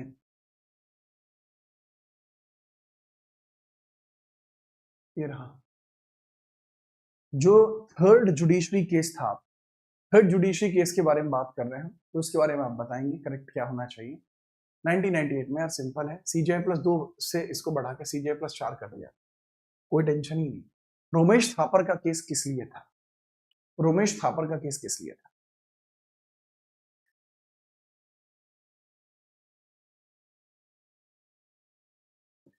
ये आज का अंतिम प्रश्न है, यही वाला, बताइए जरा, रोमेश थापर का केस किस लिए था? बेटा विचारों को प्रकाशित और प्रसारित करने का अधिकार रोमेश थापर के केस में आता है। और यहीं पर यह क्लास समाप्त हो जाता है। इसके अलावा जो बचे हुए प्रश्न हैं और इसका जो क्विक रिवीजन है, जो मैंने पढ़ाया, मैंने 100 स्लाइड पढ़ाई हैं। इसके बाद जो आपके बचे हुए केसेस हैं वो यहाँ पर दिए गए हैं, मतलब केसेस जो पढ़ा रखे वही हैं, बस थोड़े से लिमिटेड है। इसके अलावा आपके लिए एक और फाइल भी क्रिएट की गई है जो आपको क्विक रिवाइज करने में मदद करेगी, इसी पीडीएफ में ऐड कर दी गई है, ठीक है, याद रखना। तो इसको भी आप यहां पर देख सकते हैं, ओके, याद रखिएगा, कोई समस्या नहीं है। तो वो दोनों ही चीजें आपको मिल जाएंगी। आज के लिए हम इतना ही रखेंगे, तब तक के लिए जय हिंद, वंदे मातरम। ठीक है, अच्छा एक और चीज समझ लीजिए, रुको यार ठीक है, याद रखना यार, मेरी तबीयत थोड़ी सी सही होने तो फिर लंबी क्लासेस भी लूंगा, ठीक है, याद रखना। वो आप समझिएगा जरा, ये जो क्लास है बेटा आपकी, इसको सबकी सब लाइक जरूर कर लेना। अच्छी क्लास है, तथास्तु की एंशियंट हिस्ट्री शुरू कर रहा हूँ, stone age and human origin, तो इसकी हम बात करेंगे कल, ठीक है। आज के लिए इतना ही रखते हैं, कल पढ़ेंगे अब, है ना। तो क्लास को लाइक कर देना, सबके सब कर लेना, कल मिलते हैं, जय हिंद, जल्दी बड़ी क्लास होगी।